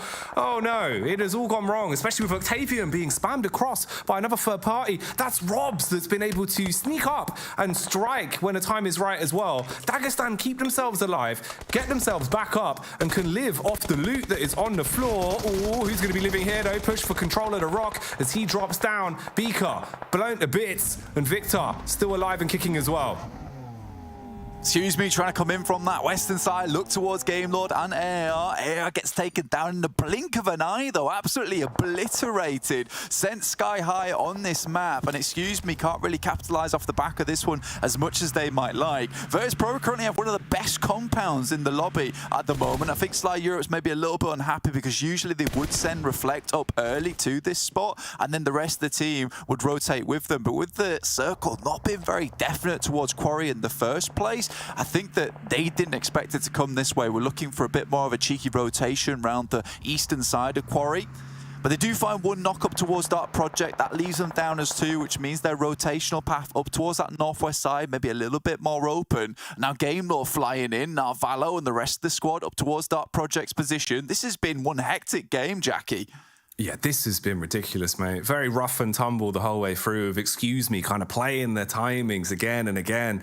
Here, it's looking awkward as well for the rotate for Keep. He's trapped into a fight versus Robs, and this is kind of the silver platter dream for Havlik. He can rotate round the back and try and unleash some havoc onto them. Look at the grouping here. Sly Europe slowly starting to make their maneuver over as well as Dark Project are taken out for good now, finally eliminated from this one. And Sly, they've already had a chicken dinner today. Way back to start it off on Sanhok with just 2 kills to their name. They only had the 2 eliminations, and now they're seeing if maybe they can build off the back at a good position they put themselves going into the final stages of this one.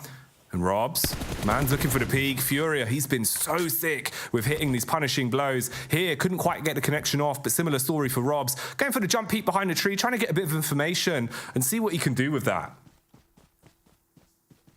Excuse me now. In a good spot.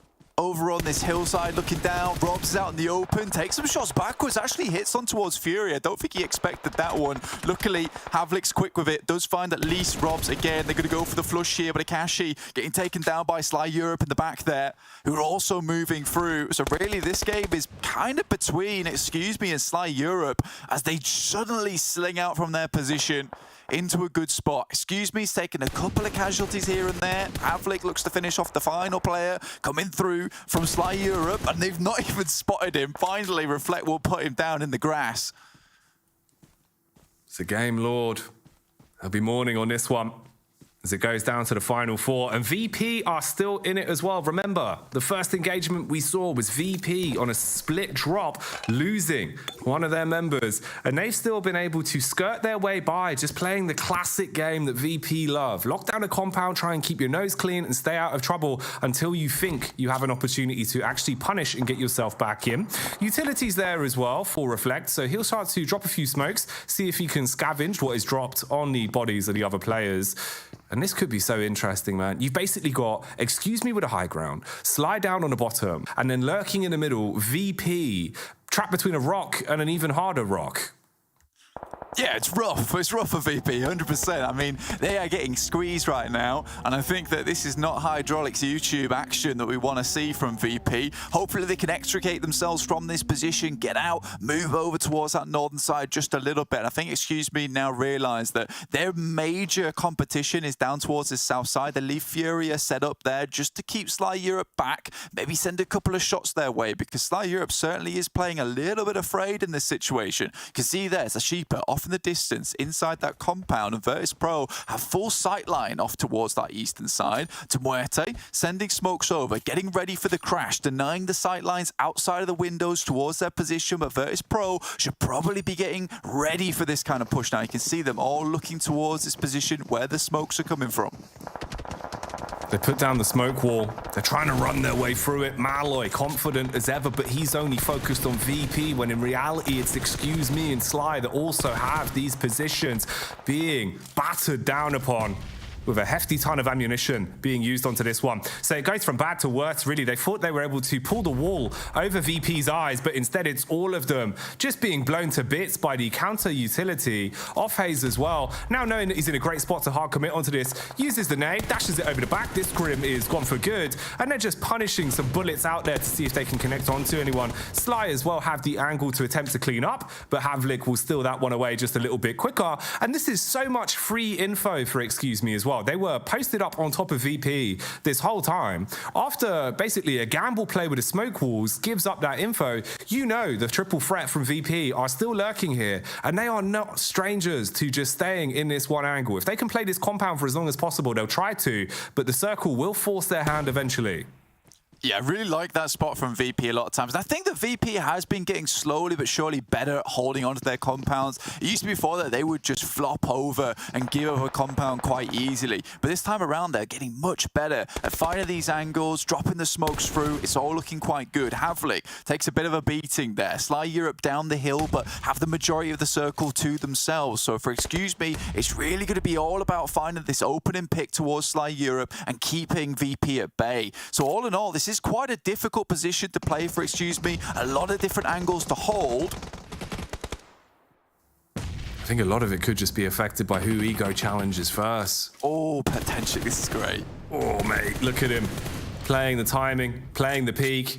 His filthy angle now comes to fruition as he'll be able to find the impact he was looking for. Flicking back down here as well. VP, they've given up the compound, but they might be giving up the goose in the overall game as they are running into the Grenadier himself. Man's got all the bells and whistles, backed up by the elevated face as well from his teammate on the roof as he's spamming down. It's a rocky road, and excuse me, they see their opportunity to stick the knife in. They realize things are getting a bit chaotic, and that's what they thrive in as they charge on up. Beck with a util in the back line, constantly peppering and trying to provide the protection. They're being flanked from the left as well. That's Reflect that's there. Still so paranoid about what VP is up to. Lucky on the re-rotate as well. Could have walked straight into the nade and had his lips removed. Instead, he's still standing. And VP just trying to bide that time, seeing if they can go for the stab into the back line. Man, they're in. The nades are in as he'll light them up. Smoke's dropped as well. Excuse me, it's starting to go wrong for them. They're dropping to the ground. They've been in a prime position this whole game, but it's starting to go wrong. Beck with a shotty. Pulls up to the party with big pump, eliminates Sly Europe, and it's all on VP now. Could they have a chance to steal away another chicken dinner this week? Can Folly do something ridiculous? The players are knocked. They jump back on their feet. Black up on top, but he can't do it. And VIRTUS.PRO take another chicken dinner.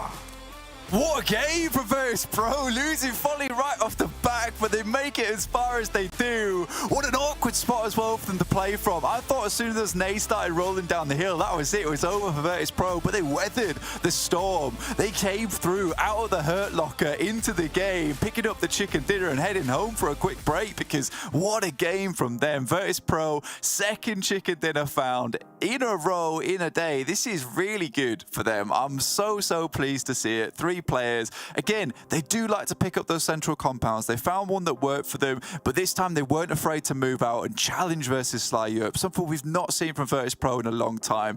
You know what? Good job for them, honestly. Yeah, man, it's sick to see. You know, VP coming into it, they were having a really rough season. Didn't really feel like they were giving us enough to root for. But based off of yesterday's playday and this one especially, I'm starting to think VP may be finding the small gaps to climb their way back in. But that's just my theory. Maybe we should find out with the mastermind of PUBG. Of course, it's Max. Let's get back over to the desk and see what they thought of that VP special. Yeah, Max, you're the mastermind. I can see you're thinking very hard, but you gotta tell us what just happened because VIRTUS.PRO have not been showing up at all. And then today and yesterday, they just come out of nowhere. They started gaming is all I can tell you. Fair assessment. They're gaming real good. I mean, as we know, their playstyle is pick a central compound, full send it, hold on to it until the late game, and try and leave later on if you can. All pick, excuse me, by the way. Oh, how wrong we were. I'm not going to lie. Excuse me, in my opinion, should have won that game. Sly pushed them against the blue zone, which I don't think should have happened because there was like a little bit of a weird peak and they lost a player. Then they just started going a little bit more on the back foot. But the timing from VIRTUS.PRO in this game, they just saw this entire fight unfold between Sly and excuse me, and they're like, wait, that's a lot of knocks that just came through. We're just going to storm them at the very end, which understandably so Sly needed to just fully focus on excuse me because they were just split between these 2 fights, so they had to refocus onto one single team and try and get the squad wipe, which they failed to do. And then excuse me were already against the blue, so couldn't do much. But I feel like VIRTUS.PRO had a sudden realization that you have to be aggressive sometimes and you have to leave that compound and try and get yourself in the circle late game. And they've been doing it more and more this phase to actually get themselves 2 chicken dinners this phase. Like VIRTUS.PRO, if there's any better time to start popping off and build momentum, it is right before the finals. So we might have a big surprise heading there. Yeah, absolutely. I mean, yes, you get 3 limbs on the board, but you have 10 points in terms of your placement. So going up against excuse me, although maybe in the elimination department they're not where excuse me is at the moment, they still manage to hold on for as long as they need to be able to close this out and get themselves those placement points. There we go, 7 limbs from the side of Sly, 11 from excuse me. They've performed incredibly well, and this is some consistency from excuse me that we have not seen at all. Yeah, we haven't seen in the first 2 phases, but now they've built that momentum and they just... one of the most consistent teams in this 3rd phase. I mean, that's why they're in first place, right, Junior? That's why they're up there, is because they're just so consistent and are willing to take these fights, even though, as I did say, I do think there was a little bit of a misplays towards the end. I do believe that should have been their chicken dinner to wrap it up, but they still get himself 11 elims on the game, get himself a 2nd place overall, so that's so many points coming their way. And look at the damage! that's going to be strong for the bonus points, Shiniro, for the finals, but that is just top heavy for Excuse Me. That is absolutely incredible. I mean, if you combine Sly and KASIK's team damage, that's when you get to what Excuse Me has done. That's 2 teams, the second and the third place, together combined doing what Excuse Me has done this time around. I mean, I don't know what's going on with Excuse Me today, but they have been phenomenal in some of their performances. It started yesterday. They started towards the end of yesterday, getting a couple of good games in. I mean, they even get the chicken dinner, but now today, consistently fragging, getting those limbs, it's impressive. I'm not going to lie, Jiniro. This is why, in my opinion, each PMPL season, the spring season of the year, is always the best compared to the fall season. For the simple fact that you have these new up-and-coming players that join the region, if it's just by team pickups, if it's by being teams that won in PMEC and that then actually qualify for PMPL, and that might struggle at the start, but you can just see them evolve slowly but surely over time, make changes, make these strong iterations to hopefully catch up to the overall level of the lobby. And that's exactly what's been happening with Excuse Me in particular this season, where Phase 1 we didn't see too much of them. Phase 2 we saw players like Beck and Havlik do really well. Now the entire team, and Furia more specifically, has been just such a strong performer for the squad. And now they're playing at a caliber that could compete for maybe even, I would say, the first place position in the rankings. Like, I would say this level of consistency and aggressivity we've seen in Phase 3 is something I would expect of a champion caliber team. And right now, if they just keep this up for the finals, chances are we might have a completely unexpected champions at the end of the day. Yeah, bringing this consistency, this playstyle from Excuse Me into the finals, that's going to be a scary Excuse Me to be dealing with from the rest of our teams. It feels like when we're looking at the teams historically that have been performing very well, the MUERTE, we're looking at MADBULLS, Major Pride, it's been a little bit slower from them this time around. This really feels like, at this point, Excuse Me, it's their lobby, and they're running away with it. Look at that play from Beck, though. Switching over, shotgun into the M4. But once again, I have to say, in that fight, strong timing from VIRTUS.PRO. They were waiting for that fight to unfold, just res up, heal up as much as they could, and then just storm that high ground position instantly when the fight broke out, and there was only 1 player remaining. So, yeah, good presence from VIRTUS.PRO. We do see these big pop-off games every once in a while. I'd still like to see some consistency, but I don't know. Yeah. This is the Jackie effect in full effect. He's just good times for VIRTUS.PRO. Yeah, Jackie has joined and given everyone their blessings. Have we been counting how many riddles we got from Jackie already? 2. 2, all right. Well, that's not more than Beck, because Beck has got 4 limbs. So if we like equalize limbs with riddles, Beck is on top at the moment. Yeah. He's gonna have to speedrun the riddles, is all I can say. Yeah. 2 in the game, that's maybe too much. I don't know if my brain could take that. I don't know. Yeah, no, I don't. After what we've seen today from some of these teams, I don't think you're gonna be able to do it. But you know what you can look out for, Max? You can look at some beautiful skins.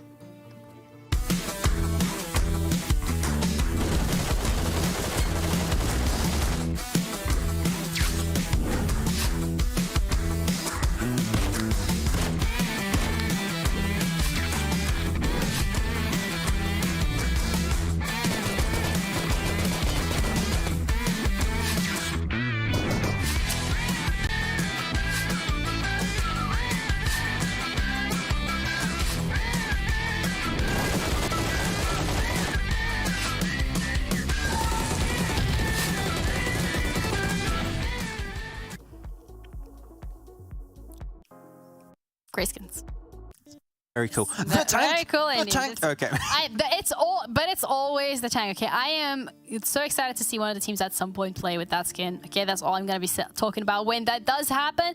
But let's have a look at Phase 3 overall and where our teams are currently standing. With a dominant performance coming out from Excuse Me, they are on top, 20 points ahead of Major Pride, a team that we have consistently been praising for how they've been performing, for how consistent, how aggressive, and how they've been playing. But this time around, Excuse Me just genuinely feels like popped out of nowhere in the last couple of days. You're going to need a chicken dinner here, Jiniro, if you want to catch up to Excuse Me for Major Pride and Gladiators, and even lower for Game Lord 2. So, yeah, as you said, right, we did not expect this to be happening, but with this tendency we've seen throughout the entirety of this phase, 92 eliminations, one of the top leading teams in terms of elims secured in this phase, this could work out great in the finals. Of course, the finals, I think that teams are maybe going to try a little bit harder to try and be on top of the rankings, because this is going to be very important in terms of prize pool and, of course, that position into the championship. But yeah, Excuse Me definitely been the big surprise of this phase so far. As we go a little bit lower, not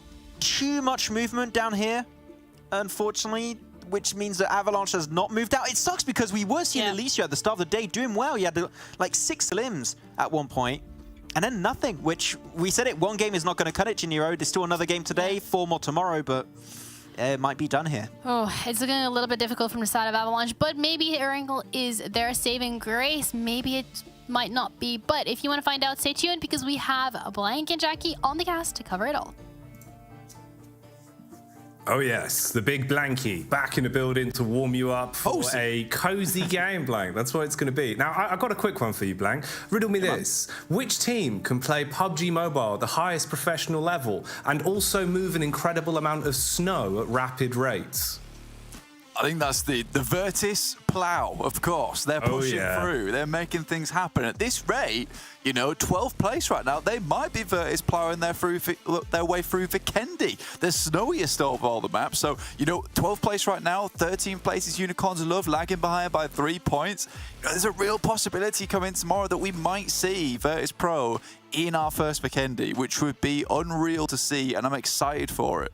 No, it's really sick, man. I'm glad kind of like, you know, coming in as the agent of chaos has worked out. It's cool the way that we've been getting upset games, ridiculous finishes as well. I think today's kind of been jam-packed, right? The first game with Sly stealing it away, the Robs run as well versus MADBULLS back on Erangel. All the storylines have been really cool, and that's another one of them as well. The VP shutdown in the dying moments versus Excuse Me that have been looking better and better the more they have been on our screens. But it all ends here, so hopefully Erangel is going to be the big boom at the end of the fireworks show.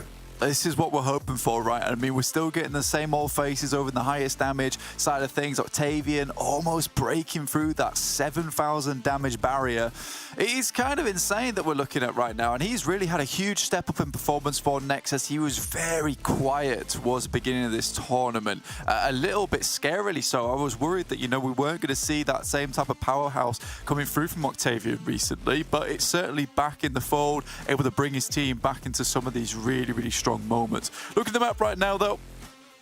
Playing path actually moving up towards Severny's side. Shockwave, I don't believe, are in this game, so we are going to have ourselves a little bit of a hot drop up here between KONINA Power and Unicorns of Love. So Unicorns of Love, again, testing themselves in these games, trying to make something happen. They realize that they've just dropped out of that Vikendi positioning, and VIRTUS.PRO overtaking them. They need to make something drastic happen. VIRTUS.PRO, they do lose one player off the bat there versus MUERTE. Again, this is a pretty typical spot, though, honestly. You look at this spot here on the map, that is where the majority of the vehicles are. You can see already Malloy and Milky Way picking it up, and I think what VIRTUS.PRO were going for was a quick vehicle take, and then they could potentially have a better time moving up towards that northern side from C block. Fortunately, it doesn't work out quite the way they want it to, but it's not Folly this time that's losing out straight away. We're going to lose purple instead.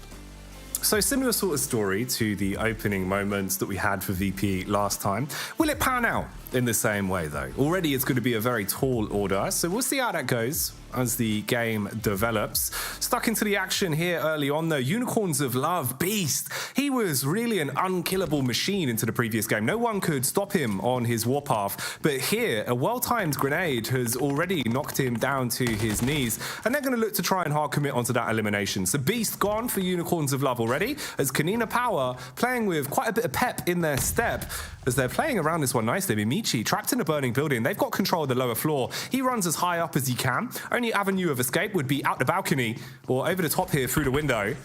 Trying to get the cheeky heal in as well. And they're taking their time clearing out the lower levels, so he has actually been able to get the double bandages off back to back and at least tank himself up somewhat. A pretty sneaky player as well. He can stick on the side. I don't think there's any players here for KONINA Power that can spot him out either. 0 off the distance. In the meantime, MUERTE being held out by Avalanche on that eastern bridge push.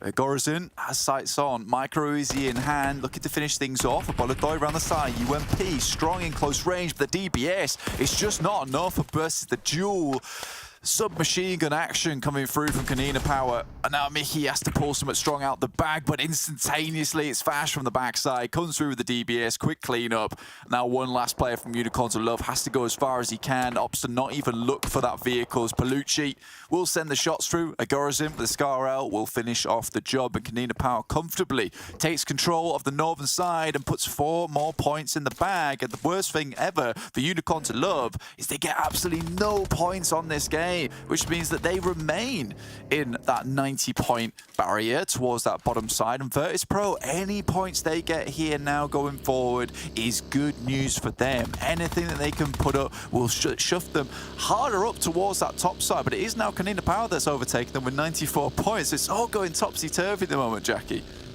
Yeah, a lot of close results, a lot of unfortunate, flamboyant affairs in the late game for Unicorns of Love, but here, the early game does not favour them whatsoever. So their story will end, and we'll continue on. Bit of a different story. We've been selling the idea of Avalanche maybe finding their form off of the plays made from Eliseo. Here he gets contact. He knows where Discrim is. I don't think he realised he had been spotted on a drive-by, so he jumps out, instantly engages into that one, knocks him down to the ground. Still got about 80 bullets in the back pocket as well for the Scar to work with, so he's content to try and quickly get away, link up with the rest of the squad, and see if they can build from this. Looking very aggressive with the way that they have been manoeuvring themselves into this game. And I would like to see a bit more from Avalanche.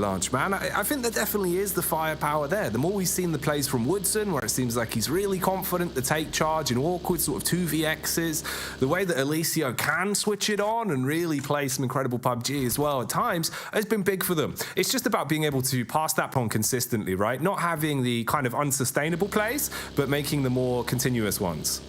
Yeah, man, they're kind of like on and off a bit too much, in my opinion. I think there is those games where you see that kind of powerhouse coming through, but with all those players not stepping up at the same times, you don't get that consistent game where everyone is feeling good about themselves. Because you're right, Woodson historically has been a really good off-angle player, but find these cheeky little positions where he can thread the bullets through. And Eliseo has that MVP caliber in him, but it's just not quite there all the time. We're starting to see some consistency coming out from other teams, which we're not seeing there in Avalanche. Like, excuse me, only having one chicken dinner over this phase 3, yet they're still in first place, which means every single game, even if they're not getting that win, they're still putting up that good performance, still putting in the work to get the elims, to get the placement points, which has seen them 20 points ahead of second place Major Pride right now. I think Major Pride, for them, finishing the day strongly here on Erangel is quite important for them, because they do not want to go into tomorrow trying to figure out what mistakes they need to correct before finals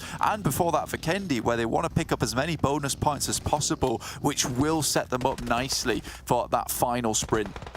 Yeah, that's your last chance, Saloon, so you do not want to be kicking the bucket there. But we'll have to wait and see if Major Pride can get a little bit more momentum behind them. Again today, it feels like they've had a few games where they've had a good grasp on it and let it slip through the fingertips in the final few moments. ARR under a lot of pressure here as well on a hill early on. Use the utility to try and get away. Tapok will pull up to the party, grab his best mate, and they will breeze off to at least live to fight another day. All four of the squads alive as well. So it's good that they did actually pull off this recovery mission, and they can try and link up together to play around this. Looks like VP finally back on the rotation as well. Of course, they had the rough start way back on the island, using their time to pick it apart and scavenge whatever they can. Now with the vehicles, they've got a bit of a quick rotate ahead of them, and they're just going to try and play on the outskirts, see if they can keep their noses clean and avoid any unnecessary fights for right now. Yeah, for sure. I mean, Avalanche have set themselves up just outside of farm, so it looks like VIRTUS.PRO are going to go a little bit further. Luckily for them, I think they saw that MUERTE were ducking out a dodge pretty much instantaneously. So for them, moving across the island, like you said, picking it to pieces, getting as much loot on board as possible for them in this early game, which will be really important for breaking through a lot of these teams which are going to set up the blockade over towards this western side of the map, which is where the circle has dropped on that northwest side. Gladiators will be happy with the fact that they picked up North George instead of heading down towards their alternative drop spot in Ferry Pier. Is going to give them a lot of control over this northern edge. Excuse me, down towards that south side though, in Crates, they're also another team that, again, we have kept talking about so many times today, but they're in a good position, fairly central, looking for some of these positions around the map. And Major Pride though, this is where they cannot let it slip through their fingers, right? This cannot be a Butterfingers finish for their game, because they are in box compound right now. As the circle heads over their way, they have a tremendous amount of control over a lot of the teams coming from Crates, coming from North George. They can clear out these spaces, clear out these areas. Major Pride have a lot of good prospects ahead of them. Looking at this rotation as well, man, up through school, you're just seeing how many teams are going to be heavily stacked on top of one of each other on some tight, awkward choke points, really. This could definitely change the pace of the game. I was even thinking with how fast VP were initially rotating that maybe they would pull up just with the right timing to try and backstab on that. But it feels like they're going to take a bit of a slower approach to it, knowing that they can survive in the blue for now and loot up a bit heftier to at least put themselves in a better position with the utility and the equipment they've got, furthering the fact that they've only got the 3 players left in the squad. Limbo Boom and the rest of the Dagestan squad in close quarters now. But you can set up, you can play with this. They've still got the vehicles for the rotation as well. So they're going to back slightly further off. No hard commit on the fight. A couple of pot shots being taken towards them, it seems, but none of those actually tagging. Meanwhile here, Team KASIK again. Bit of a split setup from them. 2 players on either side of the hill, so you can cover as much ground as possible. And that's ARR that are trapped down towards the lower compound because there isn't really much geometry to provide protection on this. So instead they send the car around the back for the getaway using the cover there and leave the other 3 to get themselves in a bit of a possession with the HP. Beak seems to have taken the damage as well. It's a bit of a hefty hit onto him. Yeah, it's an awkward position now for AR because with this circle moving further towards that north side, you can kind of cut off this southern side of the island, right? You're pretty much dedicating a lot of your support towards shooting range, right? A lot of your loot, a lot of your supplies towards this area because you want to make sure you can control shooting range. There's not a huge amount of compounds on this position of the map. It's just a lot of open area, which is why you did see Dagestan be able to just quickly and speedily move through. I like that rotation for Dagestan because they know there's not going to be a lot of teams that are as fast as them up towards this position. And with it being open flat land, in those vehicles with the buggies that reach top speeds very, very quickly, they can just maneuver straight in. It's so difficult to get some shots towards them. You said people are taking pot shots at them, but you just can't hit it. They're moving too fast there. VIRTUS.PRO, I like what they did though. You know, they're out on the edge. It's not until stage 4 where if you get knocked out in the blue, it is impossible to res from there whilst they're in the blue. It's also not until stage 4 where the blue starts really ticking hard. So for VIRTUS.PRO, they definitely still had time, and looks like they're going to slip in over the bridge just on the eastern side of Rozhok and maybe get ahead of Avalanche in the process. Yeah, but the way Avalanche are set up for this, Woodson supporting a little bit further down towards the left-hand side, it's really just Jade that's put on an island, and it massively depends on the way that this ebb and flows for actually the push from Robs, potentially. Having a little bit of a look at the map here. We'll see how this one develops. Right now, flicking back over at AR. They've were able to at least pull off a little bit of a getaway. It was looking rough last time we checked in with Beaker, right? I mean, he was basically on like 5 HP. So they've gotten away, reset themselves. KASIK team still up on the hill, playing around with that one.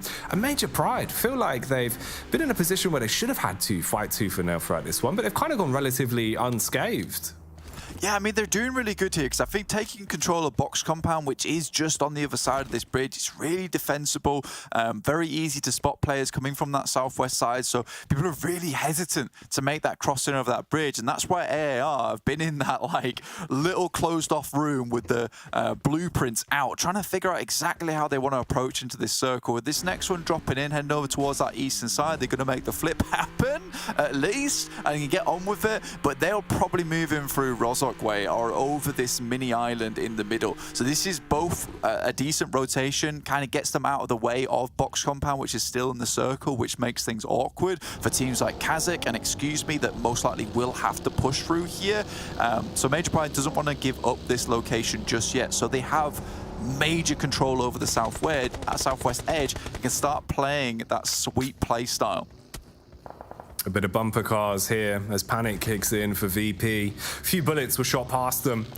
They threw a spanner into the works with the driving maneuvers, and they could be chased as well. Seems like they're trying to eye this one up. Game Lord seeing whether or not they do want to hard commit onto this after the initial chip damage that was found. And Folly, this is what this man does. He is fast on his feet as he quickly breezes over to try and link up with Off-Haze. Few bullets into the back, and one of them will luckily connect because Rob's had the angle, hits the head onto him. So VP go from 3 members all the way down to just 2, and Off-Haze is going to be so overwhelmed. Sure, I mean, he's got an angle to work off. Nice back nade around the corner as well to buy an extra bit of time to work with, but they just molly in through the top of the door, and Victor will clean up now. You've got control of the compound. You've left VP with just 1 man, miles away from the action as well. He'll wait for the Molotov to tick over, push in first onto that one, and it's just Singly. He's basically out of commission now, trapped behind a rock. He needs to play a far slower game. It's got to just be about the ratting maneuvers. Yeah, I mean, now it really has to be said that it's single man, please do not reveal yourself here, because he is all on his lonesome. He's going to have to just make this one work on himself. Maybe get some placement points into the latter half of the game. AR coming out of nowhere. This was their crossing over towards Rozok's side, coming in behind Game Lord. They actually picked themselves up one knock. They took a long time to make a decision of where to go here, and getting that first knock is really essential, but Navallo sends a big one back their way. So maybe we'll get back onto that engagement later on. MADBULLS also joining in, but right now it's KONINA Power versus KASIK, already a knock towards Palucci. The seatbelt sign is on, but Team KASIK don't give a damn, as right now they are running rampant by the airplane. Pushing their way further up. KONINA Power actually might have an angle with this. Look at the face from the back, spams the bullets clean out, tags them off a little bit. They do take down a player that was knocked as well, though. Some more pressure mounting. Low HP across the board as well for KONINA Power. And these bullets will not give them any respite. Consistently spamming into them. And KASIK have got the wide flank. This is all about the rotation here. In the back line, Unicorn with a face. Man will hit the first bullet. Peeks back in as well to try and first on it and shut him down. I think he's got the read on the right-hand side. Knows that he's being pushed. He's got the shotgun pulled out. Trying to hit the killing blow and see that if he can save this one. Goes for the jump shot across. Keeps himself in the kicking. And they are kicking and screaming throughout this one. Rotate in as well for DMR. And there could be even more pressure applied onto this. It's looking like now KONINA Power bail out, with the saving grace being they still have 2 players in the squad alive and kicking.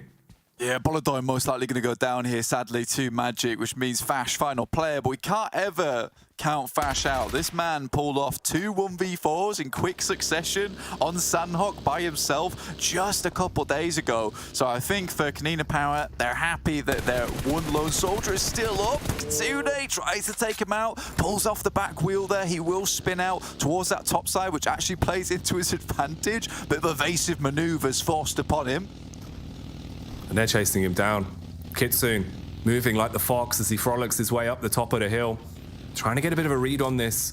Wanted to see if he was still lurking behind the vehicle, trying to play off the geometry because he's so damn low. And as he tries to hide from the gladiators, he exposes himself to Sly that have been quite cheeky, set themselves up in this compound, haven't really needed to play their cards at all, as there's been a lot of scrapping going on. But finally now get stuck back in, as they will pick up at least one to work with. And this is Excuse Me as well, that we haven't seen in a while, but forget about that because it's all about bonneting. He ram raids him, hits him with the front of the car, trade back from Robs as well, as he'll spam a couple of bullets down, but that's how Dagestan go down, out in 12th. As clean as well, just get caught up in the wheels there, sent for a spin on the washing machine cycle. Unfortunate there for Dagestan, sent out of the game.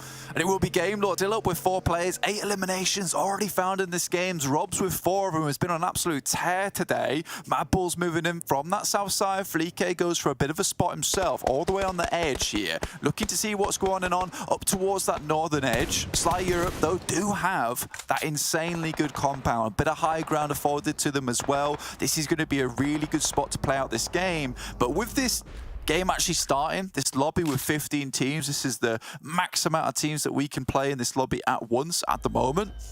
It has been really hectic, and there's a huge amount of 4-man teams still in the lobby in this endgame. Usually we have much less than this. Avalanche make an unfortunate run in there with Major Pride, but luckily able to get back away. AJ tries to go for something big here, but doesn't find it. Couple of tags, but then he realizes the game is afoot and needs to back off to stay alive, using the smokes whilst the vehicles draw the crosshairs off of the 2 players further back as well. Major Pride don't seem like they really want a hard bite on this one, so they will back off a little bit, poise themselves in a more defensive setup, knowing there is a lot of pressure on them right now from Avalanche. And Singali, way back, he's actually right behind the entire Avalanche roster, just skirting around the coastline in the water, keeping himself out of the commotion for now. But depending on how the damage starts to go, he could be in a good late round flank spot to show us a bit of that VIRTUS.PRO magic and see if he could steal away a few eliminations. He's going to have to get out of there fairly soon. I think this game, though, there's so many teams that can have a good match here, Jackie. It's really hard to call it. Dark Project managed to get quite central. Major Pride obviously didn't want to get too much on this fight, but Avalanche is not giving them money options. They didn't want to get too much into it, considering the circle was moving soon. Both these teams have to move north, but Avalanche does not care whatsoever. Effect, though. He's going for the fast push. Started to clear towards the right-hand side. Bullets barely missing in the smoke. No me, forced out of position as well. And there's Singly. He's finally made the play. He's been biting, waiting, had the trigger discipline before he finally engages. And not only content with the first knock, he gets two. Makes it easier for Major Pride as they're moving on up. But now his focus has to be set on them as well. And this is where it's going to get rough for Alicio. Just playing in front of the tires, belly down to the ground, full HP across the board for Major Pride. Monkey's not spotted him. They're focused back over towards Singly. Now the turntables have started turning. Alicio quickly hops into the back of the vehicle as well, uses the buggy to skirt around the edge, try and make it awkward with a hitbox to actually hit any shots onto him. He should get contact back over onto Singly as Jay goes down in the midst of the commotion. He's going to be driving straight through the MADBULLS. This man's going on a mission. Alicio just wants to get as central as possible, but Dino cutting off the approach there. He cannot go anywhere without finding out all about it from all these other teams. Dino gets back in the buggy, but Monkey's already set up in advance. So Major Pride looking fairly strong in this game. Sly Europe towards that central side. I've had this compound for quite a while, but our Game Lord set upon them. 4 players in this building. Tenshik starts to come in for some help, and already Rob's on the floor. That does not bode well. And a nice nade comes through. We'll take down Akashi. Oh, this is going to be intense here. You can see the comms from Reflect with a backup there. Nade pulled on the top for Mandarin, so as soon as he gets the read, he can dash that into either support or try and hard commit onto the elimination. Molotov dropped on the floor. Meanwhile, in the back line, pushing with a shotty. He thought he was set up to grab that one for free. Instead, it is a fast of events with Sly Europe starting to crumble under the pressure. It's a house collapse. Everything's going wrong. Aggression being displayed from all sides. Mandarin with a push back in. Gladiators with a snatch away as Reflex is dropped, and Sly Europe going from looking like this could be their game. They were in a great position the way they had it set up, and they get taken out before it even starts. Goodness me, and all the predictions come through at the same time because production is messing with us. Sly Europe out of the game. Yeah, Game Lord with 11 eliminations so far in this match. Didn't lose a single player on that approach, and it looks so terrible for them as well. I think Sly Europe just had this split for a little bit too long, weren't prepared for it. Gladiators getting mixed in with it too, caused a massive amount of commotion on that side. But Game Lord having a very strong game here at the end of the day, really bringing things back up to speed, and it looks like the teammates want to pay it forward to Robs, who has done such a good job to keep them in the leaderboards towards that top side today. Yeah, he's been finding so many impactful frags. Doesn't feel like any of them haven't amounted to anything. When he's been able to get stuck into the action, it has been decisive, and it has been definitely a key talking point for them. Looking over at the MADBULLS now, though, Frozen. I like this. This is a sort of position where this guy really thrives. You can see he's got so much faith in his individual gun skill from distance like this, and he's just looking for an opportunity to peek up, get stuck in, see if he can deal the chip damage, start to get the turns back in their favor. For Major Pride, they've been turning from fight to fight. They have had no real time for respite throughout the course of this one, and they're going up as a full unit, basically, dropping out the numbers as they get closer in. You've got full contact from the back to know exactly what the MADBULLS are up to. Are they aware of this? They will be now as the shots come across. Effect instantly takes a heavy hit and is forced to give them a little bit of time to play around this one.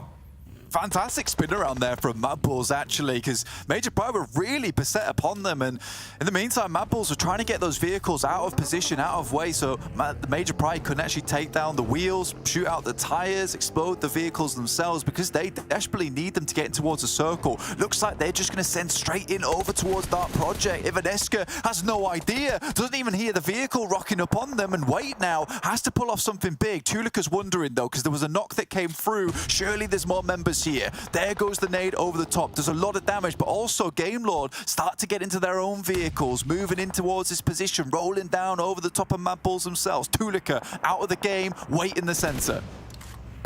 And this is drawing the attention of the MADBULLS. Frustrated off the back of the play from Wait, but trapped with bullets coming in from the back line. Quick trades across the board, though, as we're starting to see connections from even Gladiators and Major Pride as they're stepping back up, being able to hit the heavy shots. Gladiators as well, still in the affair, and it is looking rough for Team KASIK as well as, excuse me, finally again start to take fights that they look favorable in. Currently, 5 eliminations to their name. They've got all of their squad alive and kicking.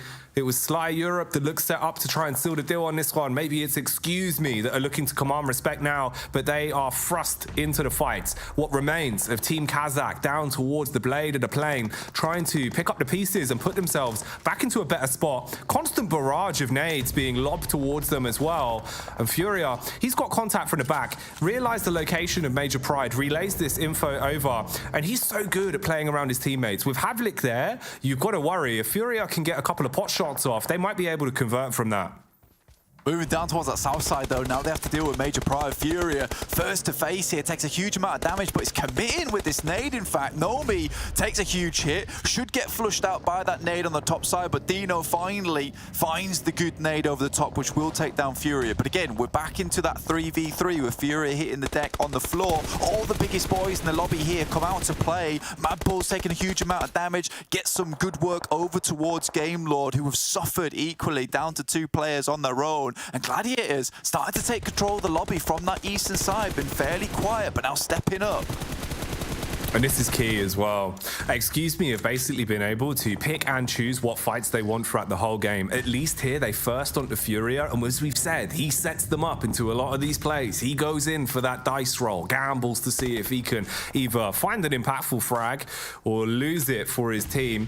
In this instance, they're down to 3 players. Still only 1 squad with all 4 alive. That's Gladiators. Same cannot be said for Game Lord, now taken down. 13 eliminations sported, but no chance to stake a claim towards the final circle, as we have 5 squads left. Dark Project with just 1 man as well, and it feels like it's been that way for so long. They were in an uncomfortable position. Surprising to see KASIK still alive and kicking as well, right? Excuse Me, we're looking to really just take them out of the equation way back into this one. Instead, they reshuffled, they tried to play it slower, and they've been able to actually stay alive. Still in a similar angle though, and once that blue starts coming in, they're going to be incredibly forced on this one. This is where Gladiators could actually pick them off from a distance.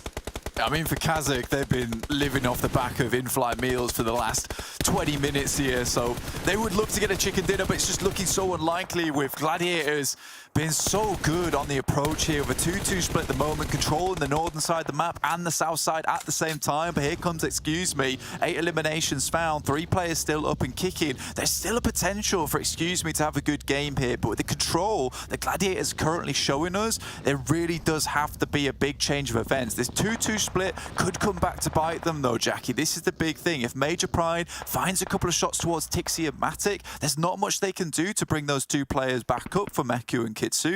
So right now, this really is a game where anything can go wrong. Weight removed from the center allows Gladiators to take full control of this lineup now. And that was the one thing that could have been a thorn in their side potentially, but they spotted him behind the rock. They play it well, bait the crosshair, and then go in for the hard commit. So that's them gone. Not able to pull out any cheeky plays with the 1 remaining man. Black as well. With the read from a distance, they've actually set themselves up now where both of the teams are fighting onto Major Pride at the same time, which gives them the back door. You need to find your fights, though, in a way where you can also deal damage onto the Gladiators, as right now they are the only team that have all 4 of the squad still alive and kicking. Smoked walls going down to push slightly further up with the zone coming in. Oh, this is looking rough. It's basically both squads fighting an uphill battle against Gladiators that have all the nades that they could hope for as well, and they're constantly peppering them out. They can create space with the smokes. I don't know how this one is going to go, but it looks damn good for Gladiators with the way they're setting themselves up, and now they start to re-engage as well, peeking over the top. The bullet hell raining in, making it so awkward for Havlik to get back towards his kin and see if he can pick them up. Close quarters action here as well. Push round on the flank. This nade could be the huge one. Matic just sending bullets in their way right now. Look at this, the 2-2 split. They've got both angles locked down. And Gladiators, it was all from that Miramar early on the day where they just decided to go for it. And it looks like they're bringing more of that here right now. That courage to just go further beyond what they've done before. Kitsune, jump spotting, Excuse Me, Dunzo'd. Now just Major Pride down the hill. Used to be the big lads in the lobby, and now Gladiators looking to dismount them. Oh, spam towards the top. Kitsune acting like he's here to give out some haircuts because he is looking for heads. Hits the first shot. softens them up. Black as well, going to fall again. So that is the removal of Excuse Me. They were able to pick and choose when to fight throughout this game, but in the end, it's the Gladiators that forced them into a scrap they did not feel comfortable in, and Major Pride are now on the receiving end of that, as Gladiators are clashing their way through this one. They know they've got the knocks on their side. They outnumber them 2-1 as they try and push up close, see if they can shut down the last remaining man, finish this one off for good, and have the chicken dinner in the back pocket. What a way it would be to finish off the day here for the Gladiators. The Lone Ranger runs away and Gladiators hard commit. That's them picking up the win to round it out. Dino looking prehistoric there because it's all in the past now for Major Pride. Gladiators come out on top. What a game from them. I'm so happy with the way Gladiators played out this game. It was slow and steady, but this time, rather than shying away from the center of the circle, they just slowly encroach more in. I love the cautious play style, but too cautious leads them to these games where they just get absolutely nothing out of it. So now starting to peek their head in towards these final games more and more. I think Gladiators could really turn it up in the finals, but Major Pride still consistently towards that end game.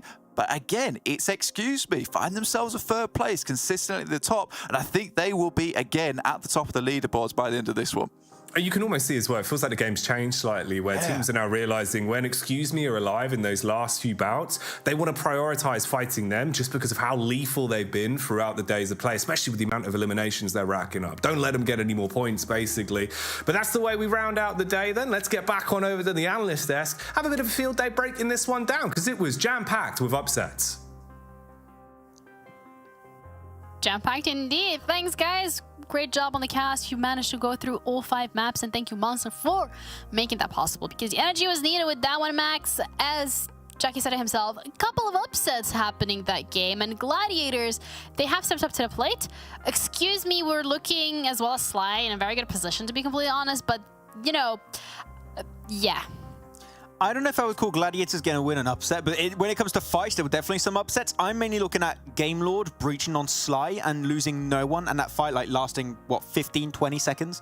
It's insane at which speed they were able to take that compound. But yeah, Gladiators 21-pointer. Absolute bang of a game coming out from them. Those 13 elims from Game Lord, sure, they didn't make it far into the late game, but they made the earlier mid-game count, Janiro. It's fair to say 13 elims and only getting 2 placement points. That is a very strong elimination to placement point ratio. And Excuse Me, the thing is, still consistent. 13 points, again, like they're not gonna budge from that first place. Yep, absolutely not. I mean, if you had 13 elims and 2 placement points, Max, can you imagine if they stayed alive for longer? Yeah, I can't imagine I'd never get that many points. Disaster. Yeah. That would, for every other team, that would have been a disaster. VirTUS.PRO does manage to get a team, and so does Sly Europe. They got eliminated after we predicted them, not before. That's not our fault, okay? We picked them a while before they died, okay? I know it looked bad, but I swear we picked them like a minute before that. Absolutely. Like I can give it 30 seconds. But we're looking at the match report specifically. Narvalo again coming through with 5 elims. I think it's quite a good day today. Furia, 2 grenade elims. I mean, we've seen some of the montages and the clips from Furia's nade play. It's not something to be... No, it is something to be scared of. There we go. That's what I was looking for. I don't know why I'm going for the double negative, because that's not how it works. They call him the Nade Warrior. That's Furia for you. I mean, he's definitely like his comfortable playstyle, it seems. But yeah, Narvalo, I mean, Robs has been a player that did well, especially on that one Miramar today. And here it's Narvalo, so it's good to see just multiple fraggers doing well. It's weird, though. I haven't seen a game where I feel like for Game Lord, we've seen like Narvalo, Robs doing well on the same game, which is a bit weird. But no, we'll see eventually. And Victor, too, of course. But Game Lord... not Game Lord. I keep mixing up Game Lord and Gladiators. Gladiators. They do have quite a similar logo, to be honest. I know, right? I was thinking about that earlier. I'm very easily confused, Janiro, okay? That's something you have to know about me. But for them, Northern George Pole went for the wide rotate because they were reading the plane path and how the circle went. They understood, okay, no one's going to really rotate towards that shooting range area, which is why they rotate there. Hold on to the high ground position. Don't get involved in the fights until the very end game and just gather as much intel as they possibly can. And then when you get into the late game, you have 4 players. You can allow yourself to go for that massive 2-2 split to make sure that teams like Major Pride and Excuse Me can't enter the circle and are going to be forced to fight one another first. So I love how Gladiators played pretty much every single stage of the game. Very smooth, very straightforward, very by the book, and it's by the book for a reason. It's just very efficient in getting those wins. Yeah, absolutely. And looking at the daily winners of today, it's going to further highlight which teams have been showing up. Sly, MADBULLS, Gladiators, another Gladiators, and VIRTUS.PRO managed also to get another one of those chicken dinners in this phase. I mean, you said it yourself earlier today, Max. You said Gladiators is one of the teams that I'm keeping my eyes out for today. I'm looking to see how consistent they're going to be. And I guess your wishes and expectations have been fulfilled. Because I was a little bit scared of their more dormant approach of the last few days, that might kind of sip through the cracks into the finals. I was hoping that would not be the case, but no, they're still a team that can get those big fragging games. These big chicken dinners here, they got themselves 2 with quite a decent amount of elims on board, which I'm happy to see, especially when we're just, well, now technically we're just 1 day away from the finals, right? So you want to start like building that momentum, building that confidence, and we knew Gladiators had it from the start. We had a few questions like, not sure what's going on this third phase, but now they're up there, and I expect this to be the playstyle we're going to have from them once we head into the finals. Okay, well, Max, I'm going to have to ask you to go for your player MVP of today. I don't know. I got a few names. I'm thinking like you got your Snowix. I think Tabok did well. Effect is the player that I'm leaning the most towards. I'm going to go with Effect. I'm gonna go with Meku because I have a little voice in my head that's telling me to go for Meku. So. Whoa! What? Meku indeed. Okay. The voice is right. Well, Max, how surprised are you? Can I get a point for this one? No. Wait, that's not how it works. That's not how it works. I mean, to be honest, Meku has stepped up a lot. I mean, we saw Kitsune being an insane player, Fragger, IGL, so he's been doing fantastic. But okay, Meku, actually, let me load the stats real quick. I want to see exactly how it worked out. He's got on You're the like day scratching your head. I want to check to make sure you're not lying right now. But 7 lives on the day, 1,844 damage. Really strong, actually, survival time. Because of those 2 chicken dinners, of course, we expect that survival time to be really high. But yeah, Meku has been just so controlling. Getting multiple angles for the team a lot of the time, trying to set up the squad for success. He's been a heavy reason why they were able to get those 2 wins in the first place, because they've been playing split on those 2 chicken dinners, and the individual prowess you must be able to display to be confident enough to not only go for these 2-2 splits in the late game, but also win those fights as a 2-man squad is very impressive. I'm mainly thinking on that Miramar game. So yeah, you know what? Actually, Effect is 2nd MVP, so I was close. Okay, barely, but yeah, Meku, you know what? Deserved. It was a Gladiators day. It was a Gladiators day indeed, but the tournament overall has even further been impacted because when we're looking at, and Gladiators, with the amount of points that they have been literally farming today, they're pretty much pushing themselves further up in the rankings. Major Pride, though, still on top. There is still quite a big gap between themselves and MADBULLS, so a lot of catching up to do for some of these teams if they do want to dethrone Major Pride. The question remains if that's going to be possible. The thing is also, you're looking at these rankings, these are going to be approximately the rankings you're going to have in, entering the finals with those bonus points. It's going to be somewhat similar to this, you could expect. So all these teams are here. They're going to have a pretty good head start for the spot into the championship. So they're looking pretty grand, though. I'm looking towards the bottom with how things have been going throughout this phase. Your NEXUS slides have been doing really well, so good improvements. Same for the MUERTE. And as you go down, unfortunately, I haven't still seen too much movement over here, but as we go down, we're going to be seeing Avalanche, and I think mathematically speaking, it would mathematically speaking, it's done. It's GG. Yeah. Mathematically, which is not our forte, but when it comes to almost 100 points difference. That's how difference, obvious it is. Yeah, that's how I was gonna say. When it comes to almost 100-point difference, that's when me and Max are able to notice it. Which it does speak volumes to kind of the dire situation that they're in, but I hope that this is a learning opportunity for them and they can improve moving forward. With the predictions, however, Blank has definitely improved going forward. I mean, he is sitting on 10 points. Max, you're still ahead, 11. I have 8. I'm just, I'm limping behind everyone. Blank has been thinking real hard, and it's been working out for these past few days right now. I mean, yeah, Jackie, you know, popping off. I mean, he's supported the boys of VIRTUS.PRO. His boy Folly also has been doing pretty good. I don't think any of his predictions won VP. Maybe he won of their chicken dinners, but yeah, predictions close at Janiro. What's been going on? You've been throwing? Yeah. I've talk about it? Not been, no, not really. I'm just gonna go cry in the corner by myself later afterward. Yeah.